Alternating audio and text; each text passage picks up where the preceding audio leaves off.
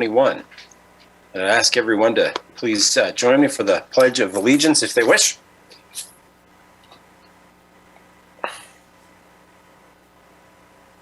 I pledge allegiance to the flag of the United States of America and to the republic for which it stands, one nation, God, indivisible, with liberty and justice for all. Thank you all very much.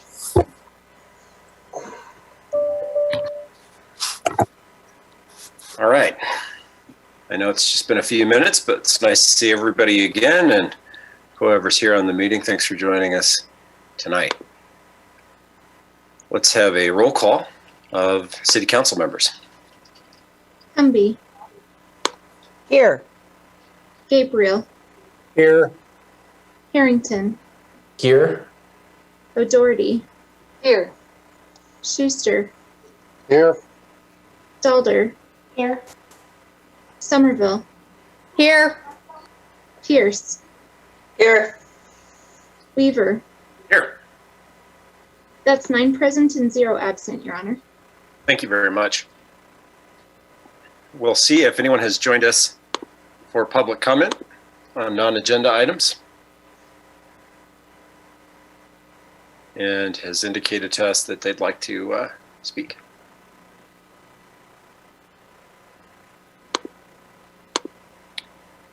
Council, I don't see anybody raising their hand for us, so we'll move on now to the next item.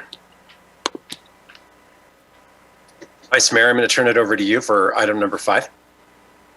Thank you, Mayor. I move that the following change to the agenda be approved: to remove item number 13 from the regular agenda. Second. Motion and a second.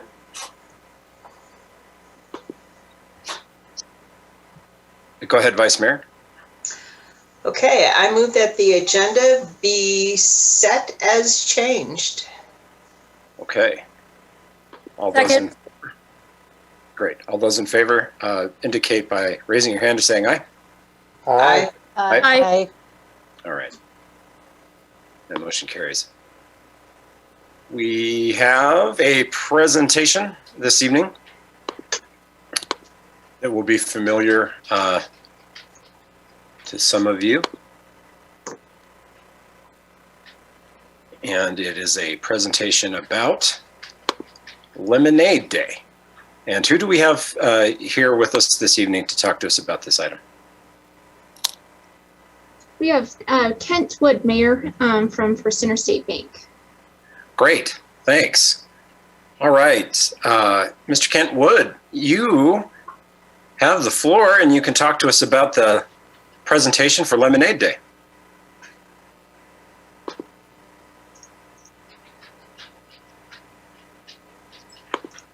Okay, thank you very much, Mayor Weaver and Laramie City Council.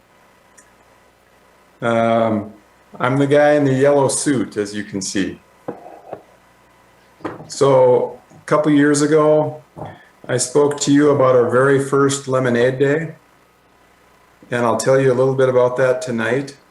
But I first want to thank you for the opportunity to simply come back and speak to you about Lemonade Day this evening. When Gary Nagich and Jake Amfinson and I brought the first Lemonade Day to Laramie in 2019, Janine and the City Council were very enthusiastic and very early supporters of the program. And we're thankful for the time to come back and report to you tonight. So first of all, what is Lemonade Day? Lemonade Day is an entrepreneurial summer activity for kids in the age range between 1st and 6th grade.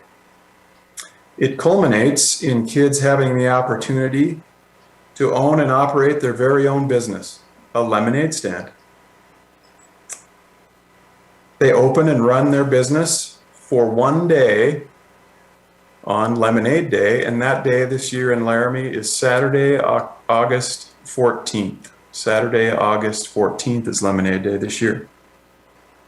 Of course, we were not able to hold Lemonade Day last year, but we're back, thankfully, for our second go-around here in 2021. So in order for participants to operate and run their own business, they work through part of the summer preparing a business plan, just like any real business owner would do.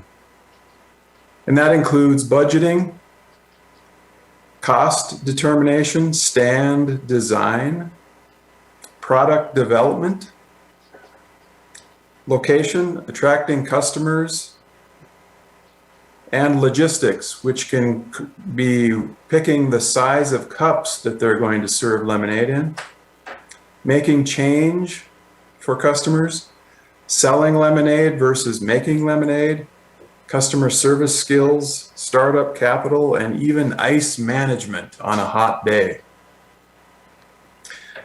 Parental or other adult involvement is key in Lemonade Day. Each participant gets a set of books. There's a workbook for the participant and then a guide for the mentor. So it's a family-oriented summer activity. And I'm happy to say that there are no screens involved or other devices. It's kind of pen to paper and working outside a lot. One of the most critical decisions for kids is to secure a location. And in 2019, we had lemonade stands all over the city of Laramie. We had them in city parks, we had them in front of businesses, had them in front of homes. And what we ask the participants is simply if they want to be in front of a business, that they ask the business owner well in advance of Lemonade Day, and that they keep the sidewalks clear. The actual Lemonade Day itself can be an all-day event, but it doesn't have to be. Each stand gets to pick what their hours are going to be that day. And kids get to run their businesses as they wish, with all the rewards, risks, achievements, failures, learning, and hard work that comes with that. A marquee component of Lemonade Day is that the participants get to keep 100% of their profits. And one of the things that Lemonade Day encourages participants is that they do three things with their profits. They spend some, they save some, and they donate some. So let's see how that looked in 2019. There was a informational sheet in your packet, and I just want to point out a few things about that. So as you see at the top there, we had 48 kids participate in our first Lemonade Day in 2019. And there were 22 stands, 22 lemonade stands throughout the city. Our goal this summer is to have 80 kids participate and have at least 40 stands. I think the most amazing thing about what was achieved in 2019 was over there on the left-hand side of the screen. The average total revenue per stand was $255.15. So when we did this in 2019, each stand made an average of $255, and you just wouldn't think that's possible for one lemonade stand, let alone 22 spread out through town that day. And then over on the right, we had average profit per stand of $156.33. A little further below that, you can see what the participants did with their profits. They spent 44% spent some, 89% saved some, and 100% of the participants donated money to a nonprofit in Laramie with their lemonade stand proceeds. And they donated an average of $55.67 to a nonprofit here in town. So finally, community involvement in 2019 in Lemonade Day was absolutely phenomenal. The participant kids can have the coolest lemonade stands and be all ready to go. But if the community doesn't show up, come out and buy lemonade, Lemonade Day just simply does not work. On Lemonade Day in 2019, the community spent over $5,000 that day on lemonade. And I can tell you that not a lot of change was made that day when lemonade was purchased. So let's say one of the stands was selling lemonade for $1.50 per glass. So many people in this town would hand the kid $5 and say, keep the change. So I just can't thank community members enough for how generous they've been in supporting this program. Lastly, our registration day for this year's Lemonade Day will be held on Saturday, June 26th. And there'll be more information coming out on that. And then again, as I mentioned, Lemonade Day will be Saturday, August 14th. And I'd be happy to entertain any questions if anybody has those. Any questions on the Lemonade Day? Councilor Gabriel. Thank you, Mayor. Kent, thank you for your presentation tonight. My only request is that Gary Nagich come out of retirement to help on this special day. I have secured that for you, sir. Gary will be here wearing the yellow jacket and the green tie with the rest of us. He's a key part of getting this started, so he's agreed to participate on August 14th again. We've got that taken care of. Thank you. Great. Appreciate it. Thank you. Thank you, Councilor Gabriel. Any other questions for Mr. Wood? Okay. Well, it's nice to hear about this ongoing project and initiative, and it's great to see some of the numbers presented back to us and hear about how there are folks that are interested in learning about some of the basics of business practices and business processes, and the other lessons that are imparted from this program. We continue to support it. I think it's fun, and look forward to hearing about this year's Lemonade Day as it happens in a couple of months. So thanks a lot, Mr. Wood. We appreciate you being here tonight. Thanks for your time. Appreciate I do it. like the blazer. It's very nice. Thank you. All right. Okay. We will move to the next part after the presentation. It's always good to get a presentation or a proclamation like that to start the meeting. We have a public hearing, and I'm going to ask the city clerk to provide the announcement for that. Notice is hereby given that on the 21st day of April 2021, an application was received in the office of the city clerk for a new special malt beverage permit, number special -6 for Cowboy State Brewing LLC, doing business as Cowboy State Brewing. Location of permit at University of Wyoming Football Stadium, excluding the Wildcatter, at East Grand and 22nd Street, Laramie, Wyoming. Public hearing to hear comments or protests relative to this permit application will be held Tuesday, May 18th, 2021 at 6:30 p.m. in council chambers of City Hall on this application, and will be considered at the regular meeting of the City Council on Tuesday, May 18th, 2021 at 6:30 p.m. in council chambers via Zoom.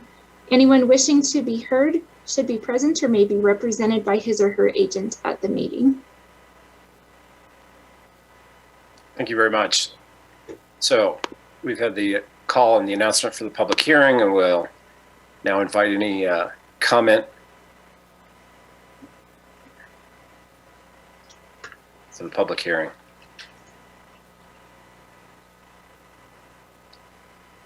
City Clerk, I don't see anyone in our attendees list indicating that they want to speak to this public hearing item. And I haven't had any indication or notification from the City Clerk that there is anyone else that wants to speak. So with that said, thank you, City Clerk. With that said, we'll close the public hearing on the special malt beverage permit and move to the next item. Announcements. And we have a staff announcement. And I'll turn it over to the city manager. Thank you. Thank you, Mayor. We do have two announcements this evening from the Public Works division or department. Okay. See Mr. Webb there. We'll hand it over to him. Good evening, Honorable Mayor, City Council. I wanted to announce our annual Compost Free Day will be this Saturday, May 22nd from 9 a.m. to 3 p.m. at the Laramie landfill. The event is open for all Albany County residents. We'll have staff and equipment on hand at the site to load large trucks and trailers. The event will occur rain or shine, but we're hoping for shine.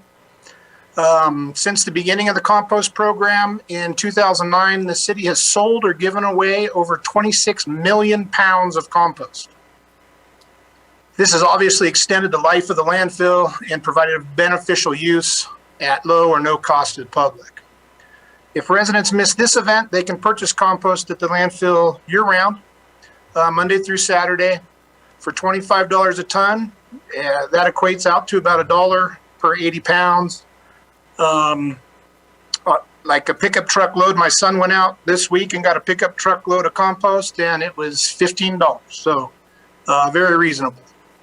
If you have any questions about the Compost Free Day, we happy to answer those, or I could move on to the next announcement. Does anybody have any follow-up for Mr. Webb on that, or want to just let him move on to the next announcement? Looks like we want to just keep going. Okay.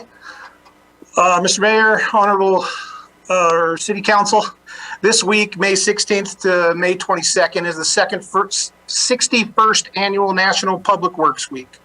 National Public Works Week is intended to recognize and celebrate the tens of thousands of men and women across the country who provide and maintain the infrastructure and services that we as citizens utilize daily. The Public Works Department designs, builds, and maintains the city's water, wastewater, solid waste, and transportation infrastructure. The City of Laramie Public Works Department employs approximately 80 men and women to accomplish our goals and objectives, which provide the convenience and quality of life we all value here in Laramie. Mayor, Council, thank you for allowing me to bring National Public Works Week to your attention tonight. I would also like to publicly thank my staff for all their hard work and dedication to the city and its residents. Thank you. Thank you. Absolutely. Absolutely. All right. Well, I appreciate those announcements. And we have a monthly staff recognition that is the next announcement, and I'll turn it back over to City Manager Jordan. Thank you, Mayor. Good evening, Council. We wanted to share with you this evening our rock star or employee of the month and a little bit of information about that individual. This month, our employee of the month excuse me, is Lieutenant Gwen Smith in the Laramie Police Department. She was nominated by our Assistant City Manager, noting that he had the opportunity to work with her on the locker room remodel at the police department, and in working on her with that project, was very impressed with the diligence that she showed in managing a construction project, not something we typically realize that our police department staff do, but they do a whole host of administrative duties in addition to all of the policing duties that go on in that department. Not only did Gwen manage that project, but she managed it at the same time she was undergoing a change in her own duties, moving from the investigations lieutenant to policing, or excuse me, moving into the investigations lieutenant position from the police and community services section. Chief Dale Stalder noted that Gwen's contributions are, quote, too extensive to even start listing, and I just thought that was a really great way to just sort of capture what Gwen has done in her time with the police department. Many of you know Gwen. You know she's been with us for a very long time, 29 years total.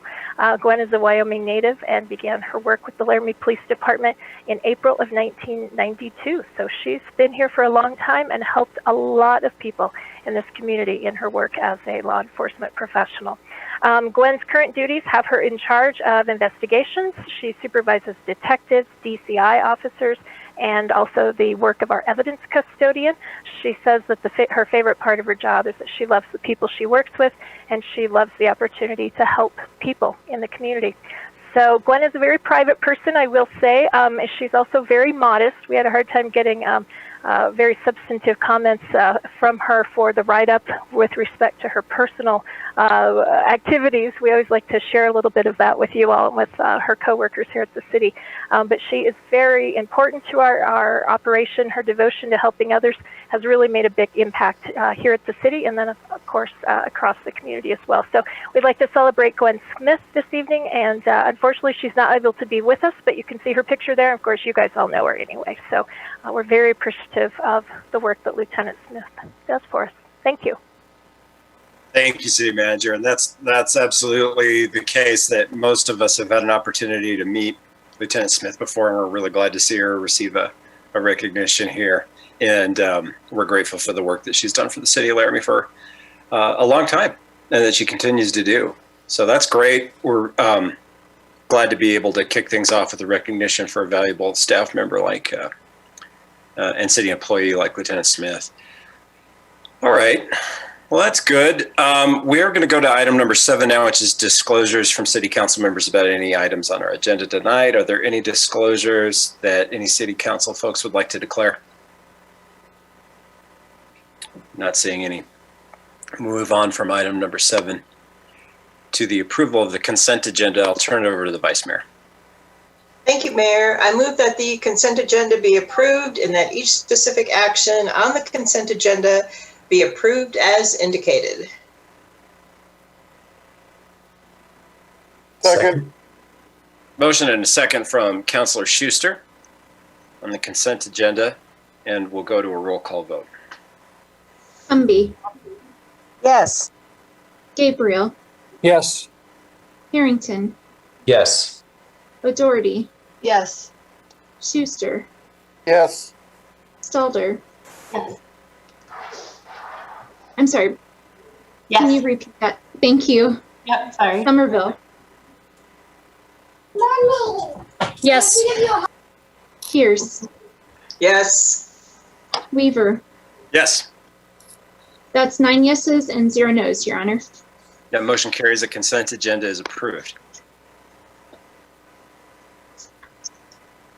Now we will move into the regular agenda and into item 11.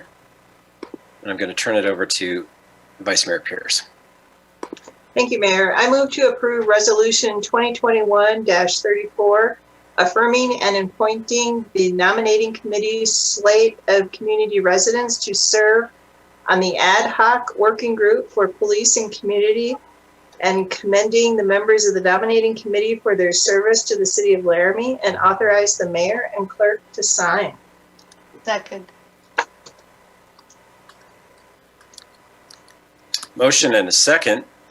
Discussion on this item. Oh, who's going to introduce the background for us? I'm sorry. On this, looks like we have City Manager Jordan.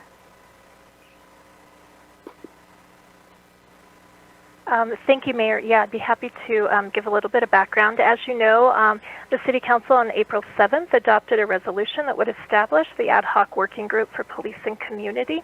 This group will review the policing practices of our municipal police department, look at the legal framework surrounding those practices and some service statistics. And our goal, of course, as you know, is to build a very knowledgeable panel of folks who can provide recommendations to city leadership after a number of months of looking at this matter and hosting some community forums. As part of that resolution, a nominating committee was created and empowered to review applications from residents of the city. The nominating committee did, in fact, review those applications. In total, we had 24, I think. Sorry, I lost my spot in the staff report, but I believe we had 24 applications. We did have a couple applications that did not meet the application criteria, notably that the folks that applied were not residents of the city of Laramie. And I did misspeak, it's 26 applications. The nominating committee met last week and finalized their decision, and you have in front of you the slate of candidates they are recommending. In total, 9 people being recommended for service on the working group for police and community. 6 are Laramie residents, with 1 alternate identified by the nominating committee. In addition, 2 Laramie residents who provide social services have been recommended, and 1 Laramie resident who is a law enforcement professional, and the person being nominated is a retired professional. If you have any questions, I'm happy to answer them. As you know, Vice Mayor Pierce led the efforts of the nominating committee, and so she certainly could answer those as well. Thank you very much. Vice Mayor, would you like to add anything to the discussion here in terms of the process and some of what the nominating committee discussed? So the only thing I'd like to say is again, thank you to the folks I had an opportunity to work with on that nominating committee. Dr. Jubal Yenny from our school district, Dr. Monago, our chief diversity officer at the university, Dr. Woodall, who's our department chair for our criminal justice department, and Mr. Barry, our police chaplain. So it was a good process, and I really appreciate the work of the committee. There were a lot of applications to review, and a lot of homework, I guess, for folks who are probably pretty good at homework.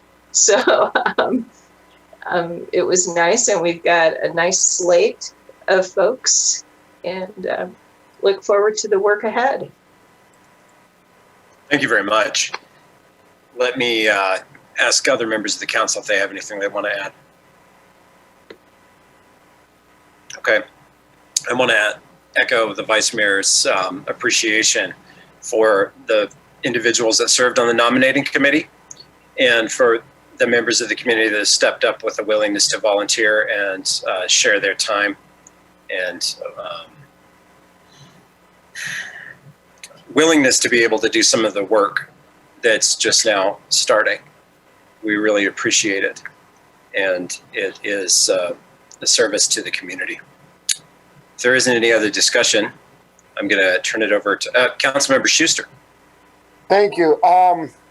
This probably sounds different, but were the participants checked for background to see if they had any arrest record or anything like that? I don't mean a moving violation in a car. I mean an actual arrest record, because I don't want to see anybody that wants to get on a committee to get even, as they so call it sometimes. Thank you, Councilor Schuster. Do we have an answer to that question about whether or not individuals who volunteered to serve on the ad hoc committee have had a background check? Mayor, I'd be happy to answer that question. No, as with all of our boards and commissions, there was no background check performed on these applications for volunteer positions. Thank you. Other questions? Other follow-up? Well, I'll say this. I will be in these committee meetings for this ad hoc committee, and I think part of the task of the committee is going to be that we'll need to make sure, as part of our discussions and the rest of this process, that if it becomes clear that there is a desire on the part of committee members to get even or exercise any sort of retribution because of some past experience they might have had with law enforcement, that's not going to be an appropriate element of those discussions. And we will need to make sure that it isn't. I have no indication that it will be, and I have no intention of letting that be an element of these discussions as a member of the committee. And I think I can speak for the other members of the council who will be serving on the committee that that'll be something that if it becomes part of the discussion will be dealt with in those committee processes. All right, other discussion. Don't see any other discussion. Councilor Somerville, I see you switched on your camera. Did you want to? Okay. All right. Just checking. Just checking. Sometimes people turn on their video when they want to contribute. Okay. Seeing no other discussion, I'll turn it over to public comment on this part of the agenda. Looking to see if we have any indication from attendees that they'd like to speak to this item before we vote.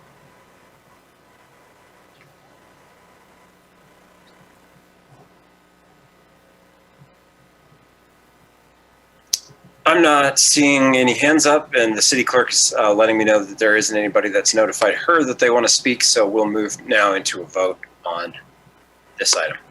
City clerk? Somerville, Yes. Stelter, Yes. Schuster, No. O'Doherty, Yes. Harrington, Yes. Gabriel, No. Cumby, Yes. Pierce, Yes. Weaver. Yes. That's 7 yeses and 2 nos, Your Honor. All right. That motion carries, that resolution passes, and we'll now move on to item number 12, and I'm going to turn it over to Councilmember Harrington. Thank you, Mr. Mayor. I move to approve Resolution 2021-35, appointing members of the City Council to serve on the Ad Hoc Working Group for Police and Community, and authorize the Mayor and Clerk to sign. Second. Motion and a second from Councilor O'Doherty. The background on this item is identical to the background that you received from the city manager on the last item, except in this case, this is the appointment of members of the council to serve representing our organization as we move forward with this process. Is there any discussion? Councilmember Harrington. Thank you, Mr. Mayor. I just wanted to thank the members of council willing to spend more time on this this committee. Appreciate that.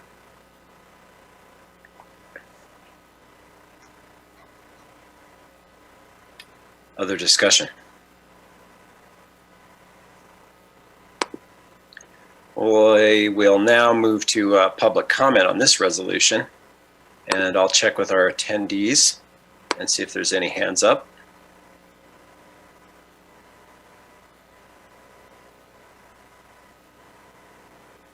I don't see any, and the city clerk is letting me know that we don't have anyone else. Before I go to the roll call vote, I'll just say this. The purpose of this committee is to have a balanced and pretty thorough discussion about any potential forthcoming recommendations of the ad hoc committee. I think the council members will bear in mind all of the discussion that led up to the formation of the committee and the resolutions that put that into place formally. And we will be communicating to members of the council at the appropriate time, I should say times, through updates where we stand with that process.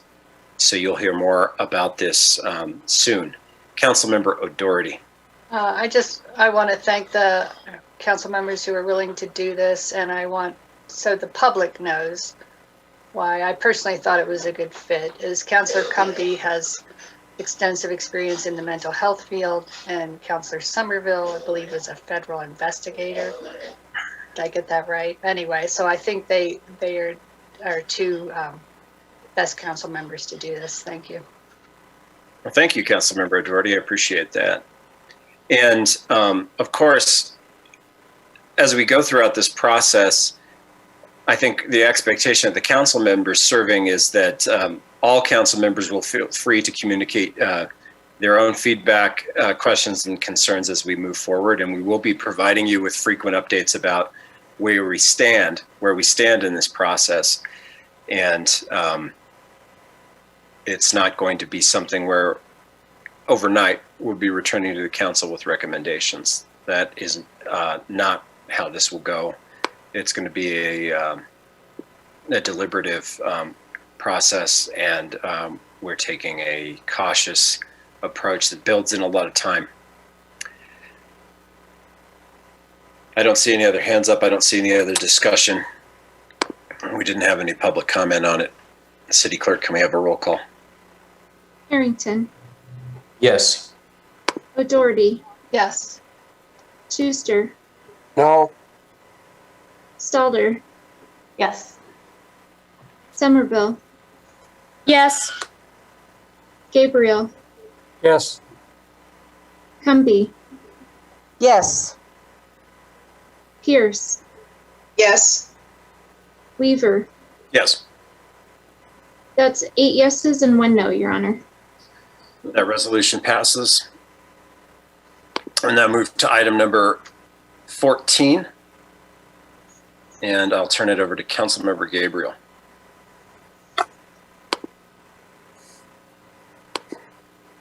Okay, here we go.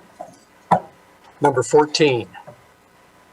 I move to approve on first reading and introduction, original ordinance number 2027, amending in part section 10.24.005 of the municipal code related to the definition of conviction. Second. So a motion and a second from Councilmember Harrington. And I'm going to turn it over to the city attorney now for the background. Your Mayor and Council, this is a technical amendment to our ordinances to update them so that the definition of conviction is the same as the definition of conviction in the state statutes. It came up, I'll give you an example, and this may be the only kind of example where it will become relevant. Driving under suspension, in other words, driving in Laramie with a suspended license is obviously a violation of city code, prosecuted in the municipal court. Sometimes licenses are suspended administratively rather than judicially.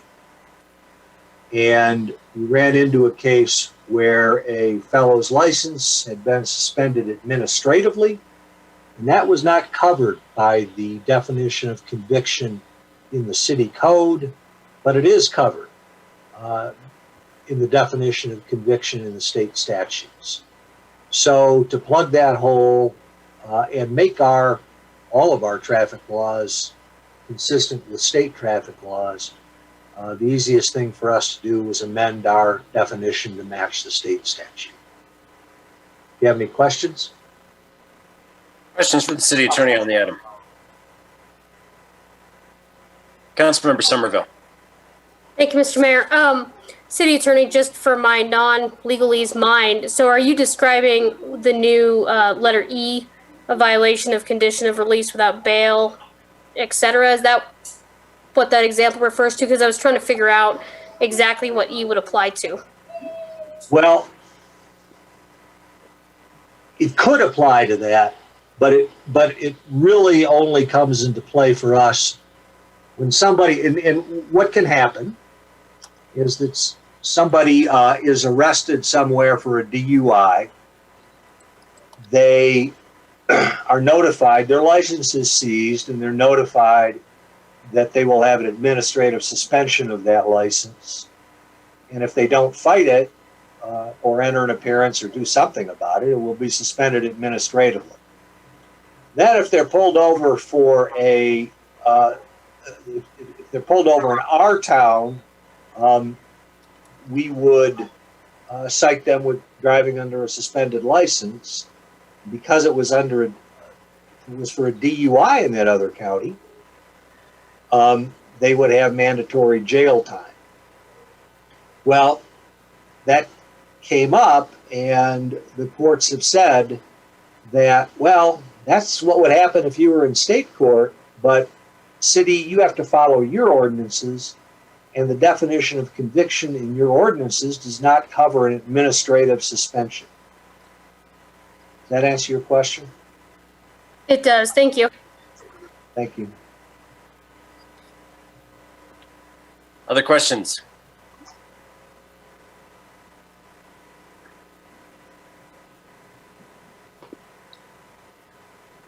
I'll move now to public comment on this item.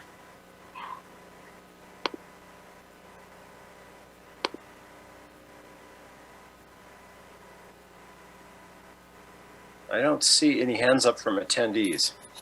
The city clerk is also communicating to me that we don't have anyone else that's notified her that they wish to speak to this item. Last chance for questions on this. City Clerk, can we have a roll call vote? Gabriel, Yes. Cumby, Yes. Harrington, Yes. O'Doherty, Yes. Schuster, Yes. Stelter, Yes. thank you, Somerville, Yes. Pierce, Yes. Weaver. Yes.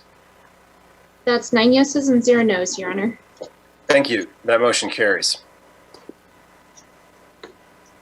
Moving on to the next item in our agenda, item number 15.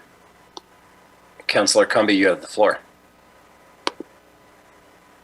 I move that City Council approve the application for special malt beverage permit number special -6 to Cowboy State Brewing LLC, doing business as Cowboy State Brewing, location of permit at University of Wyoming War Memorial Stadium, excluding Wildcatter, Laramie, Wyoming, for the licensing term May 19, 2021 through May 7, 2022, and I authorize the mayor and city clerk to sign. Second. So a motion and a second, I think, by Councilor Somerville. Yeah, okay. Discussion on this item. City Clerk. Mayor, if I could, tonight we're requesting a postponement of this item.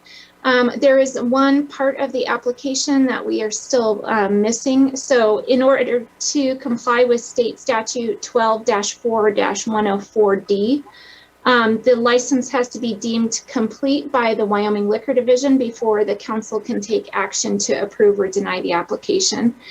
So if for that reason, we're asking the council if we could postpone to June 1st.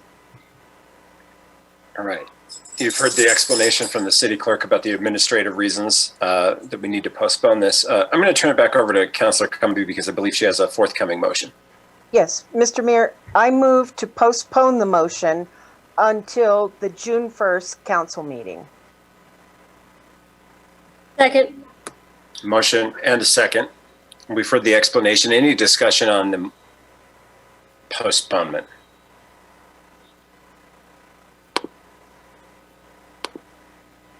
And City Clerk, I take it we're pretty confident that by that meeting we'll have received notification about the rest of the process that needs to happen, and we'll be able to finish this up.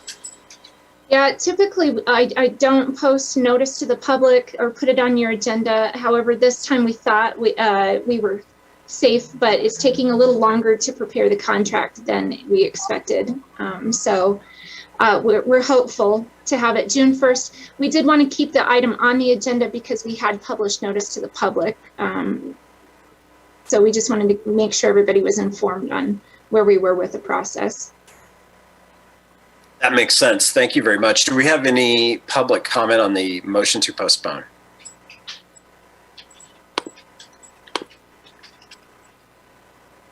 I don't see any hands raised. And the city clerk is communicating to me that we haven't had any other indications that people want to make public comment on this item. Can we have a roll call? Cumby, Yes. Gabriel, Yes. Harrington, Yes. O'Doherty, Yes. Schuster, Yes. Stelter, Yes. Somerville, Yes. Pierce, Yes. Weaver. Yes. That's 9 yeses and 0 nos, Your Honor. And that motion carries. Thank you very much. Moving on now to item number 16, I'm going to turn it over to Councilmember O'Doherty. You have the floor. I move to approve original ordinance number 2028, amending Laramie Municipal Code sections 5.08, 5.09, and 12.60 related to alcoholic beverages on first reading and introduction. Second. It's a motion and a second from Councilmember Somerville. And I'll turn it back over to the city clerk for background. Thank you, Mayor and Council. The item before you tonight is a result of 2 House bills that were passed in legislative session this season. With that, tonight we have our Deputy Clerk, Ryan Schufelt, and our City Manager Intern, Matthew DePastina. They will be presenting our PowerPoint presentation to kind of sum up where these came from and what changes we're making. Just of note, we did send the packet material to all the liquor license holders this last week. I haven't received any comments from license holders at this point. We also plan to update them, ask or give an open session at a tavern meeting on the 26th to allow them to ask any questions they might have. So with that, I'll go ahead and turn it over to Matthew. Great. Hi, everyone. Go ahead, Matthew. Tell us what you need to tell us. I'm just waiting for the presentation to pop up. There we go. Hello, everyone. I'm Matthew DePastina. I had the pleasure to assist the city clerk and deputy city clerk with this project, including the various changes and the presentation that we're going to be going over today. Next slide, please.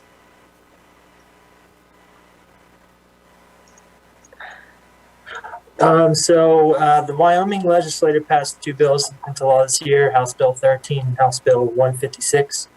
House Bill 13 focused in on a variety of changes to alcohol laws, while House Bill 156 focused in on winery laws.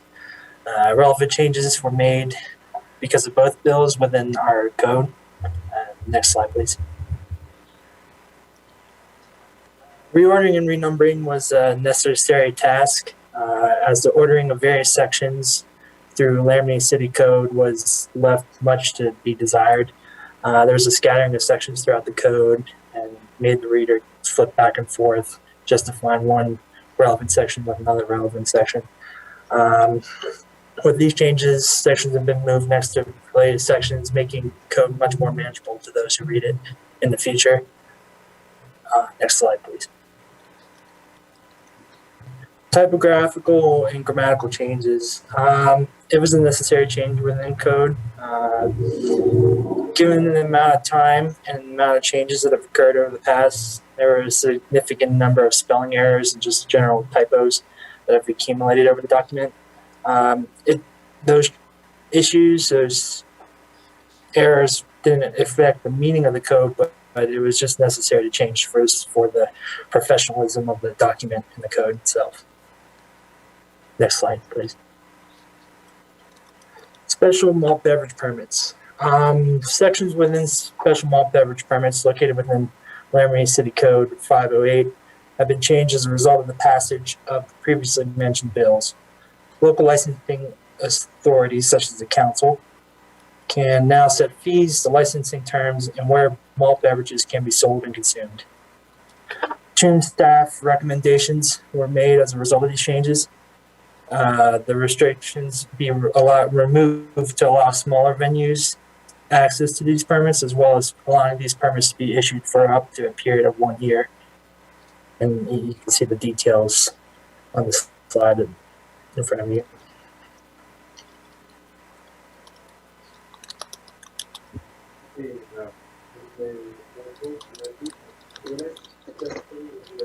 Ryan, you're muted. Sorry about that. So our next section that we made some changes in was our definitions. We added in delivery, shipping, and sealed. I'll kind of go over delivery and sealed in a little bit. Under our licensee, we added a few new to our code, but these are existing licenses, so they're not new in general. We have a definition for room that was removed from state statute and our code as well, which I'll touch on when I talk about the restaurant liquor licenses. And we also updated just a couple others to kind of make them match what state statute has and kind of clear them up. Next slide. We have a staff recommendation under our municipal code 509-220. The reference doesn't exist in our code, so we just wanted to remove that. Slide, please. So delivery is a new section added to our code in accordance to state statute. Who can deliver would be retail, microbrewery, winery satellite, and manufacturing licenses. All sales must occur inside the licensed building. So like Ranger has like an app or you can call over the phone and do like a credit card. You have to be 21 years of age to make the order, and you have to be that individual who answers the door to accept it. And then there's no exchange of money at the door. The retail businesses that are going to do delivery services can contract with Uber Eats or DoorDash to deliver the alcohol. And a staff recommendation for this is that anyone who does contract with these businesses is to complete the alcohol server training within 90 days, like we require all the other liquor license. Next slide, please. Sealed container. So any alcohol that leaves a retail, a microbrewery or winery needs to be sealed in its original packaged, factory sealed, unopened container. It can be in a plastic bag that is heat sealed, closed, or in a container that has an incorporated breakable top like a milk jug, for instance. Next slide. Retail liquor license generally is just a new section in our code. We wanted to add a little bit more uniformity with the other licenses throughout our code, so it's just a quick reference to retail licenses. Restaurant changes is one of the big ones from House Bill 13. The Wyoming Liquor Division recommended the removal of room and to make that an area. Currently, restaurants have to have a separate area or room that is enclosed that alcohol is stored and dispensed from. So this would remove that requirement. Consumption is not allowed in this area, and it shall not allow these restaurants to promote or operate as a bar and lounge, which basically means you can't serve alcohol across the bar. They also recommended removal of some of the requirements to qualify as a restaurant, such as a wait service to the table, a full service, and no fried foods or hamburgers would fit that. With this removal requirements, if the council deems that they would like to do that, this would even give Burger King or McDonald's a chance to apply for a restaurant license. They would have to follow all the same laws that the restaurant and any other liquor license holder will have to adhere to, such as the 60-40 food sales, consumption with meals on the premise, and no alcohol out the door. We also have a staff recommendation to change the wording from 21 to 18 to enter a dispensing area as an employee. It's 18 throughout our code and in statute, so we just wanted to clean that up to match. Next slide, please. I'll turn it back over to Matthew. Thank you. House Bill 13 and House Bill 156 separated out microbrewery and winery permits into two separate categories. That's one of the biggest changes there. As far as the second change goes, the population formula that previously restricted how many licenses were available was also removed. Municipal code has also been adjusted to reflect these changes. Going to microbrewery permits specifically, there have been a few notable changes. Most notable is the ability for permit holders to utilize a fenced or enclosed area adjacent to a licensed brewery site to dispense their product, such as through a keg or a tap. Dispensing from these areas would be approved by the council. And additionally, permit holders have the ability to set up 2 satellite locations. Next slide, please. And going to winery permits, they also added a few notable changes to these. Winery permit holders have the ability to pull 12 offsite permits per year, where they will be able to sell their own product. Additionally, permit holders can also set 3 satellite locations. That latter point would also require council approval. Next slide, please. Resort retail licenses generally. Nothing has been changed for this license. We just updated the verbiage in the code to fit with the statute, state statute specifically pertain to what requirements a business would need to meet to obtain a resort license. The details related to these requirements are detailed within a slide in front of you, so if you want to have a quick glance at that and you have the material available to you. Next slide, please. Malt beverage and catering permits. Malt beverage and catering permits were created for the sale and consumption at temporary events and cannot be utilized for the operation of a continuing business. These permits would only apply to the on-premise consumption, so not outside of the confines. Next slide, please. 509-385. This section was removed as the information was also shown in current 509-115. We renumbered that section into 509-520. That was the major changes there. So back to Ryan. Okay. These couple sections, 509-460 and 509-625, were laws that were repealed back in 2014 and 2017, respectively, in statute. And we were just wanting to kind of catch those up and get them out of our code since they don't exist. Next slide, please. The Wyoming Liquor Division also recommended removal of all keg laws from state statute. It is very cost prohibitive, and the keg tag registration was not used by law enforcement. So the system was just not well used and too expensive to maintain. So they repealed Wyoming Statute 12-2-501 through 505, and we are removing our sections 509-700 through 725. The point system code changes. Since we renumbered and reordered our code, we are just cleaning up those code references, so nothing else is changing in there.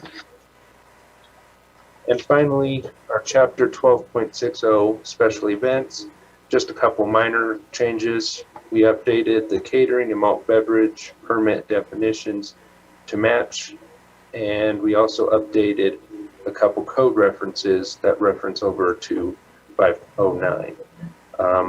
With that, we are available for any questions. Thank you. Any questions?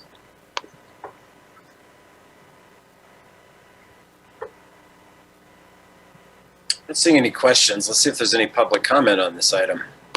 I'm looking at our attendees list. I don't see any hands up from the attendees. Going back to the council, and I'll call on Councilmember Somerville.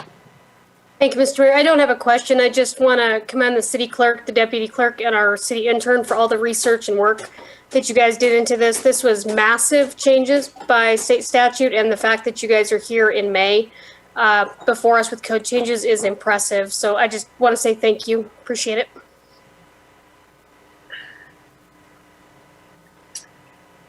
Yeah, I think you're seeing an echo of that across council members here. You know, I'll just add this too. It seems like when it rains, it pours. I think for a long time, the liquor laws remained kind of in a static situation. And over the last couple of years, recently, we've seen a number of changes that have been put forth. And so we appreciate your ability to keep pace with that. Councilmember O'Doherty.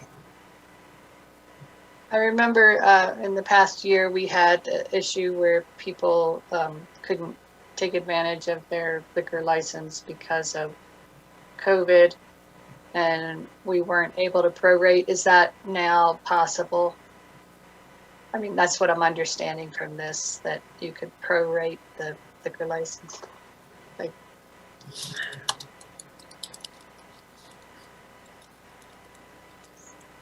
Mayor, Yeah, City Clerk. Mayor and Council, what we've added under special event permits is basically what has existed in state statute for every other license. So if you come in to apply for a new liquor license in November, rather than paying for the full year, it's prorated according to how much of the year is left. So that's the adjustment that's being made. Does that help? that makes sense. Thank you. You're welcome. Thank you very much. And again, just thank you for all the work here, and we note and appreciate the turnaround on this, especially given the volume of changes. Other questions? All right, let's have a roll call vote. O'Doherty. Yes. Schuster. Yes. Stelder. Yes. Somerville. Yes. Cumby. Yes. Gabriel. Yes. Harrington. Yes. Pierce. Yes. Weaver. Yes. That's 9 yeses and 0 noes, Your Honor. All right, that motion carries. Moving on in our agenda to the next item. Item number 17. I'm going to call on Councilmember Somerville. Thank you, Mr. Mayor. I move that City Council approve Resolution 2021-36, supporting initiatives in the downtown district in an effort to assist with the economic development efforts, and authorize the mayor and clerk to sign. Second. Motion is second by the Vice Mayor. And who is going to give us the background on this? Assistant City Manager Feaser. Correct. Honorable Mayor, City Council, it's a pleasure to be here tonight. This is based off the work session we held on March 23rd related to the recap of the efforts from last year related to the open container area and downtown economic or downtown initiatives to help during the coronavirus pandemic. Through that work session, I garnered that council was supportive of continuing with most of the initiatives. As you know, we've already passed the open container area, which will start the Thursday before Memorial Day and run through the end of September. What we have ahead of us with this resolution is authorizing the Laramie Main Street Alliance sidewalk sales permit to allow businesses to extend out onto the sidewalk right away for sales. What this does is it simplifies the rules and gives them an easier contact and not so much to work to go through, and allows the Laramie Main Street Association to continue to encourage retail businesses to use that avenue to extend their sales areas. And Hollyhock Commons, which, as you may remember, was the eastern half of the Hollyhock parking lot converted to outdoor dining through the use of tables, turf, planters, and umbrellas, and create a beautiful outdoor space for folks to use to enjoy the downtown, eat outside, and enjoy Laramie's fantastic weather. The proposal for the timing of that is June 23rd through September 30th. The reason I'd chosen those times is, quite frankly, our weather's really not that great in June. I don't know that we get the best weather in June, a lot of rain and a little bit cooler evening temperatures. And I think that allows us a chance to keep the parking lot open. Plus, I'm working with a local contractor in Laramie Main Street Alliance who's meeting us about halfway on the cost of renovating the asphalt on that parking lot, and I won't be able to get that done until probably June 20th at this point. With that being said, I'll be happy to answer any questions. Thank you. Any questions? Any questions? Public comment.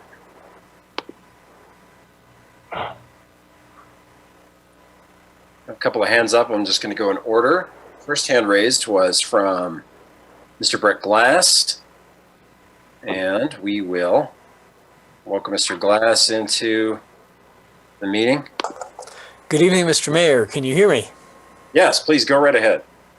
Yes, well, Mr. Mayor and members of City Council, I have two comments about this. The first one is I'm a little bit concerned about the the sidewalk sales provision.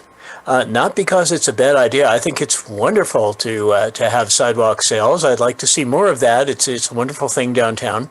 But rather that it's going through an outside organization rather than through the city. A private organization shouldn't be administering something which really should be managed by the city.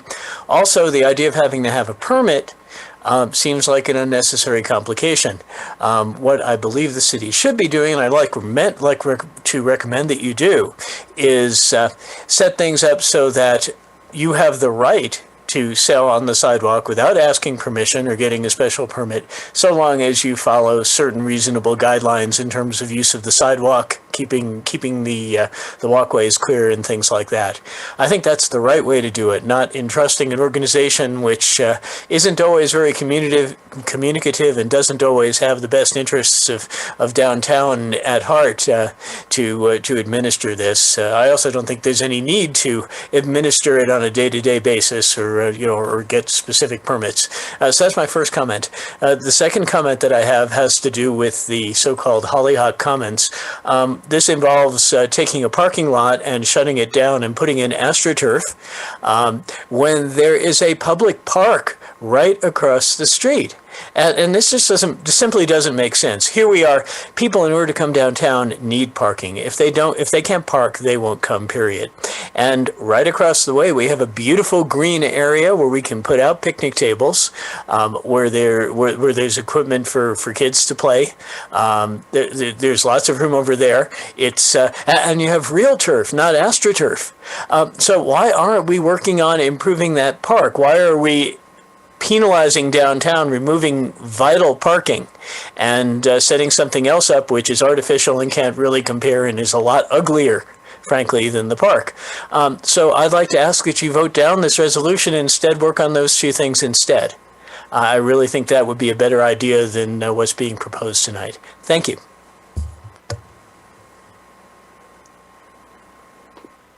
All right, other public comment on this proposal. I see that we have, I don't want to butcher the last name, so I'm going to recognize Rachel, and if you could please help me out with the last name, then next time I'll know. I apologize. Hi, Paul. My name is Rachel Orenzak. It looks intimidating, but it's not that scary. Thank you very much. You have the floor. Great, thank you. I just wanted to say that this sounds like a really exciting idea, and I like that the town is thinking about using interesting and fresh thoughts to come up with stuff that makes it fun and unique for everybody to enjoy. So I think this is a really cool idea and perhaps a little bit ironic considering the next agenda item. But I wanted to give my approval and voice my interest in this idea.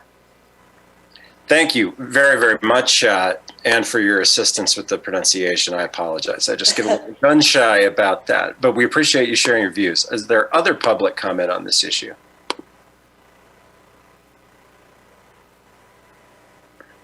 I don't see any hands up in the attendees and nothing from the city clerk in terms of public comment on this item. So let's turn it back over to council members for discussion, questions, or comments.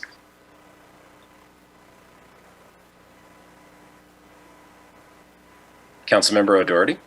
I have a comment. The park across First is not owned by the city. It's owned by Union Pacific. Thank you.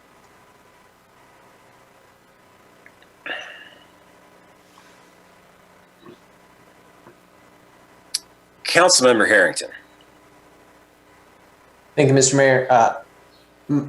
Just correct me if I'm wrong, Assistant City Manager. My understanding of the sidewalk sales permit is that it's still a permit with the city, but Main Street is applying for it so that each business doesn't have to approach the city independently to really try to make this more simplistic for a business owner, which I think is to the member of the public's point. I think that was the intention. So correct me if I'm wrong, but that's my understanding of what we're doing with the Main Street Alliance sort of like broad permit, and then their ability to sort of push the rules out to businesses one at a time. Honorable Mayor, through you to Councilor Harrington, that is correct. Thank you. Thank you. Councilmember Cumby. And then I'll go to Councilmember Somerville next. I'm just curious to know, is there a fee for the permit?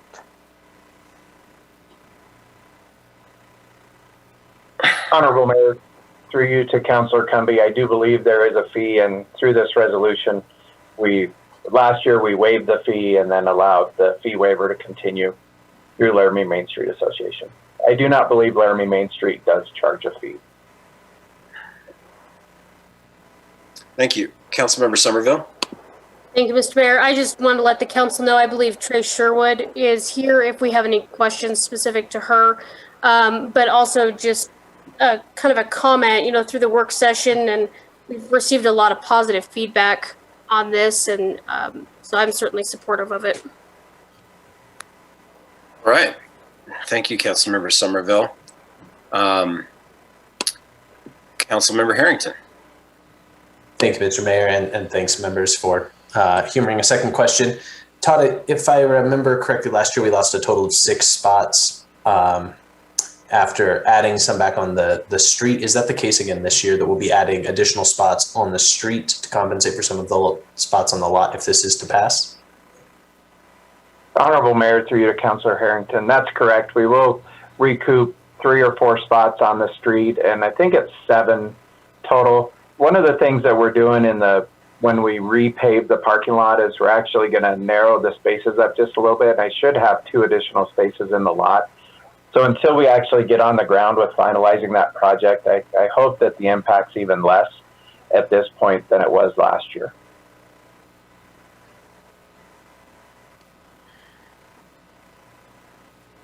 That's it. Sorry. Oh, no. That's fine all the way around. Okay. Other comment or feedback. You know, it was mentioned that Director Sherwood's here from the Main Street, and I don't know that she has anything that she'd like to contribute to the discussion, and she hasn't raised her hand. Do council members have any questions that they'd like to direct to the Main Street Director?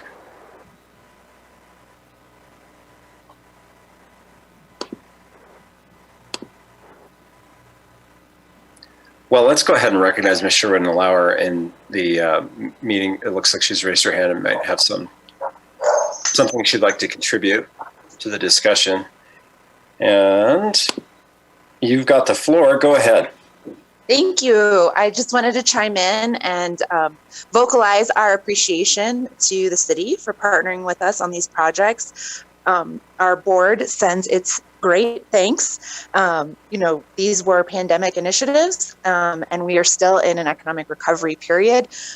So just wanted to communicate that appreciation for the partnership with the city and helping us be nimble and creative, and to reiterate that we have received an immense amount of public comment and support of these initiatives. And so both community members and visitors to our community have expressed to us that they are excited to see these initiatives come back. So thank you so much. Thank you, and we appreciate your being here. Do we have any questions for the Main Street representative? I don't see any from the council. I appreciate that information and for those views. I'm going to recognize Evelyn Hill for public comment next, who's raised her hand, and let's go ahead and turn the floor over to Ms. Hill. Go right ahead.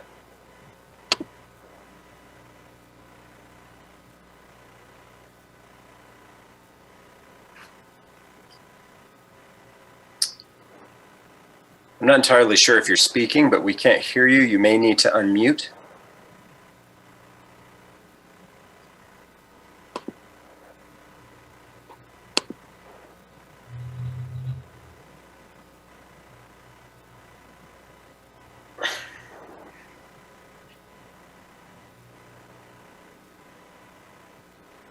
If you're on a personal computer, sometimes you need to move the cursor around to pull up the menu to click the unmute button over the microphone, but we're still not able to hear you, and the icon indicates to me that your microphone is still turned off, but we're waiting for you. Mr. Mayor, there may be a pop-up that's hidden behind another app on her computer. Thank you.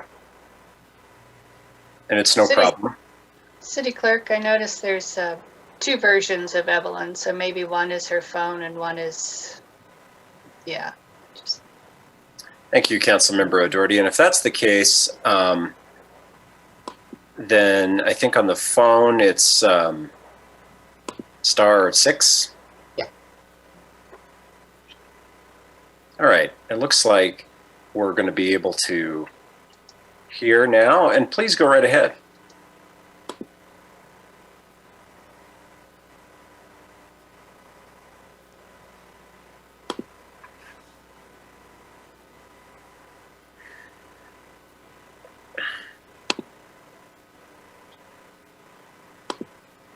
All right, well, we seem to have some technical difficulties with the public comment on that. So I'll just invite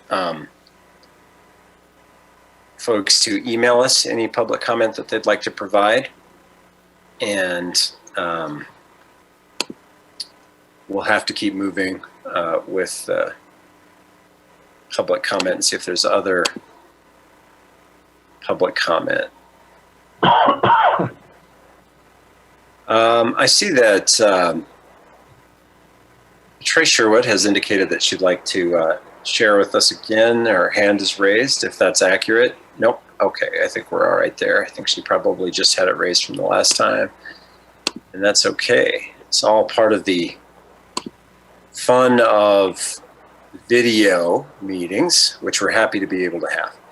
Any other comments or questions from the council?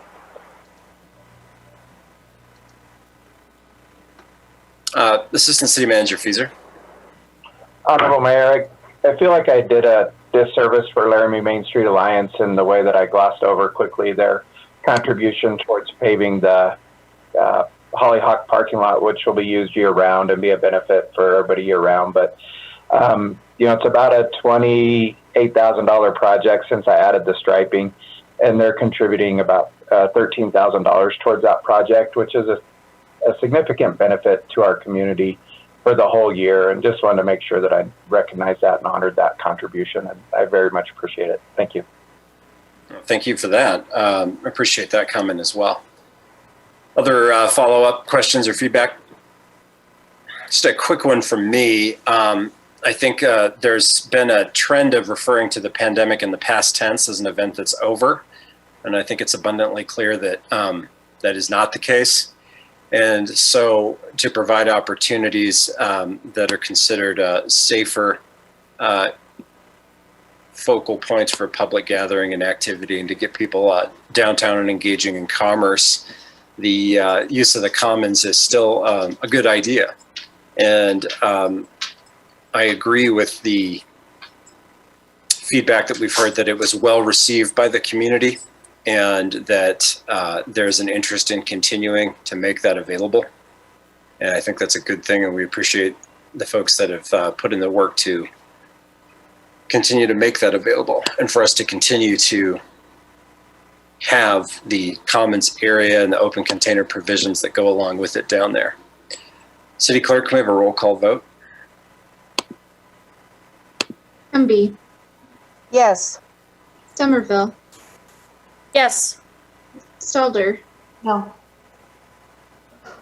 Gabriel. Yes. Harrington. Yes. O'Doherty. Yes. Schuster. Yes. Pierce. Yes. Weaver. Yes. That's 8 yeses and 1 no, Your Honor.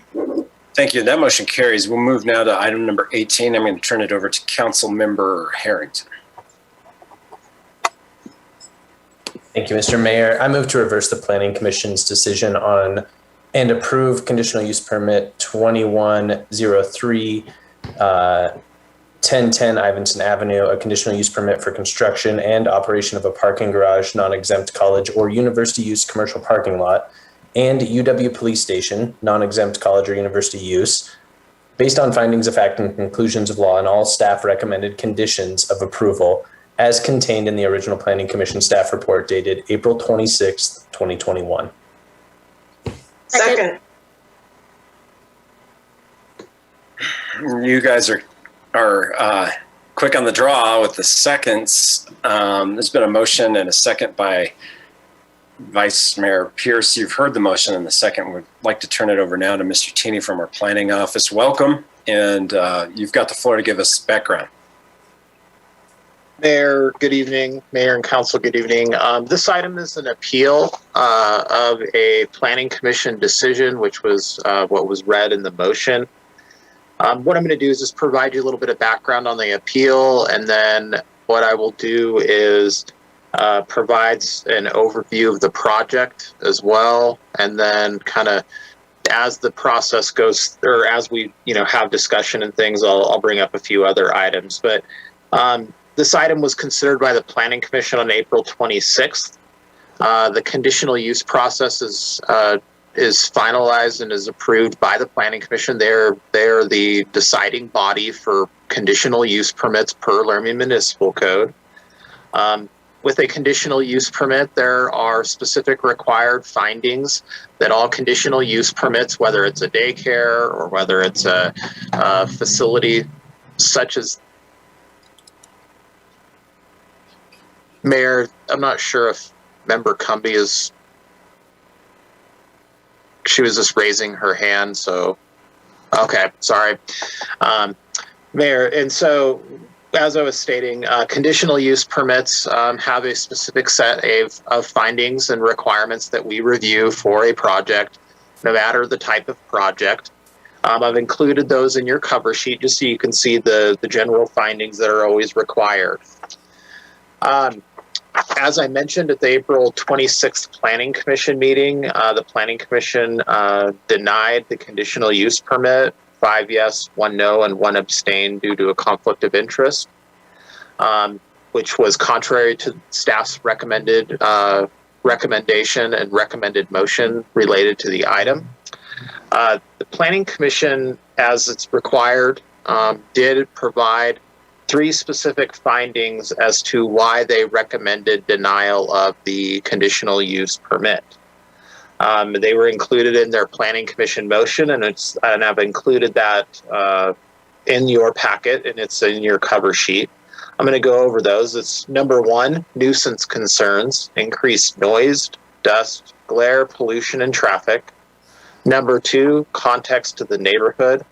The parking garage is high density and inconsistent with the low density parking of the Ivinson corridor plan.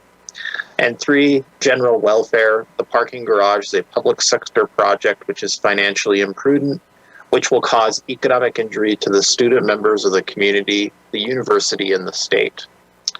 I included a link within the staff report to, if you were curious, you could have listened to the whole Planning Commission item and kind of heard that discussion. So when, for the city and per our code, if someone has an application that is, let's say, approved or denied, anyone who potentially is with desire and who's part of the process can appeal the decision.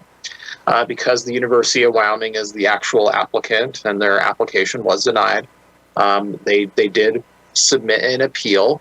Per our code, appeals are required to be submitted to us at least 7 days within the decision of the Planning Commission, which this appeal was. And they provided the testimony, which I've included within your staff report and cover sheet, as well as which is attached in their letter. That was also kind of your second attachment in your information that was provided. They did not agree with the findings as made by the Planning Commission and have appealed that decision to you, which you as a city council is the appropriate venue for a conditional use permit. And so really before I kind of get into the actual project itself, really the City Council needs to consider a couple things. One, it can uphold the decision that was made by the Planning Commission based on their 3 findings of fact. It could uphold the Planning Commission's decision based on at least one of those findings of fact given. Remember, for denial of a conditional use permit, you only need to find that one of those findings is not being met, and so you could make some sort of denial that way. You can reverse the Planning Commission's decision based upon the findings and conditions that we gave within the April 26th Planning Commission staff report. Or you could reverse the Planning Commission decision based on the findings of fact that are found in the staff report, and as the university is asking for a couple of amendments that you'll see within the cover sheet, and I'll get to those in a moment, which is where staff does recommend that some of those amendments be considered by the council if it so chooses to go the direction of reversing the decision. And also, the council, you could table this item until some more information or testimony is given so a decision can be made at another time. And so really what you have is, if you choose one of those first 2 options, essentially the project would be denied. If you were to choose the 3rd or 4th option, it would be approved in some fashion.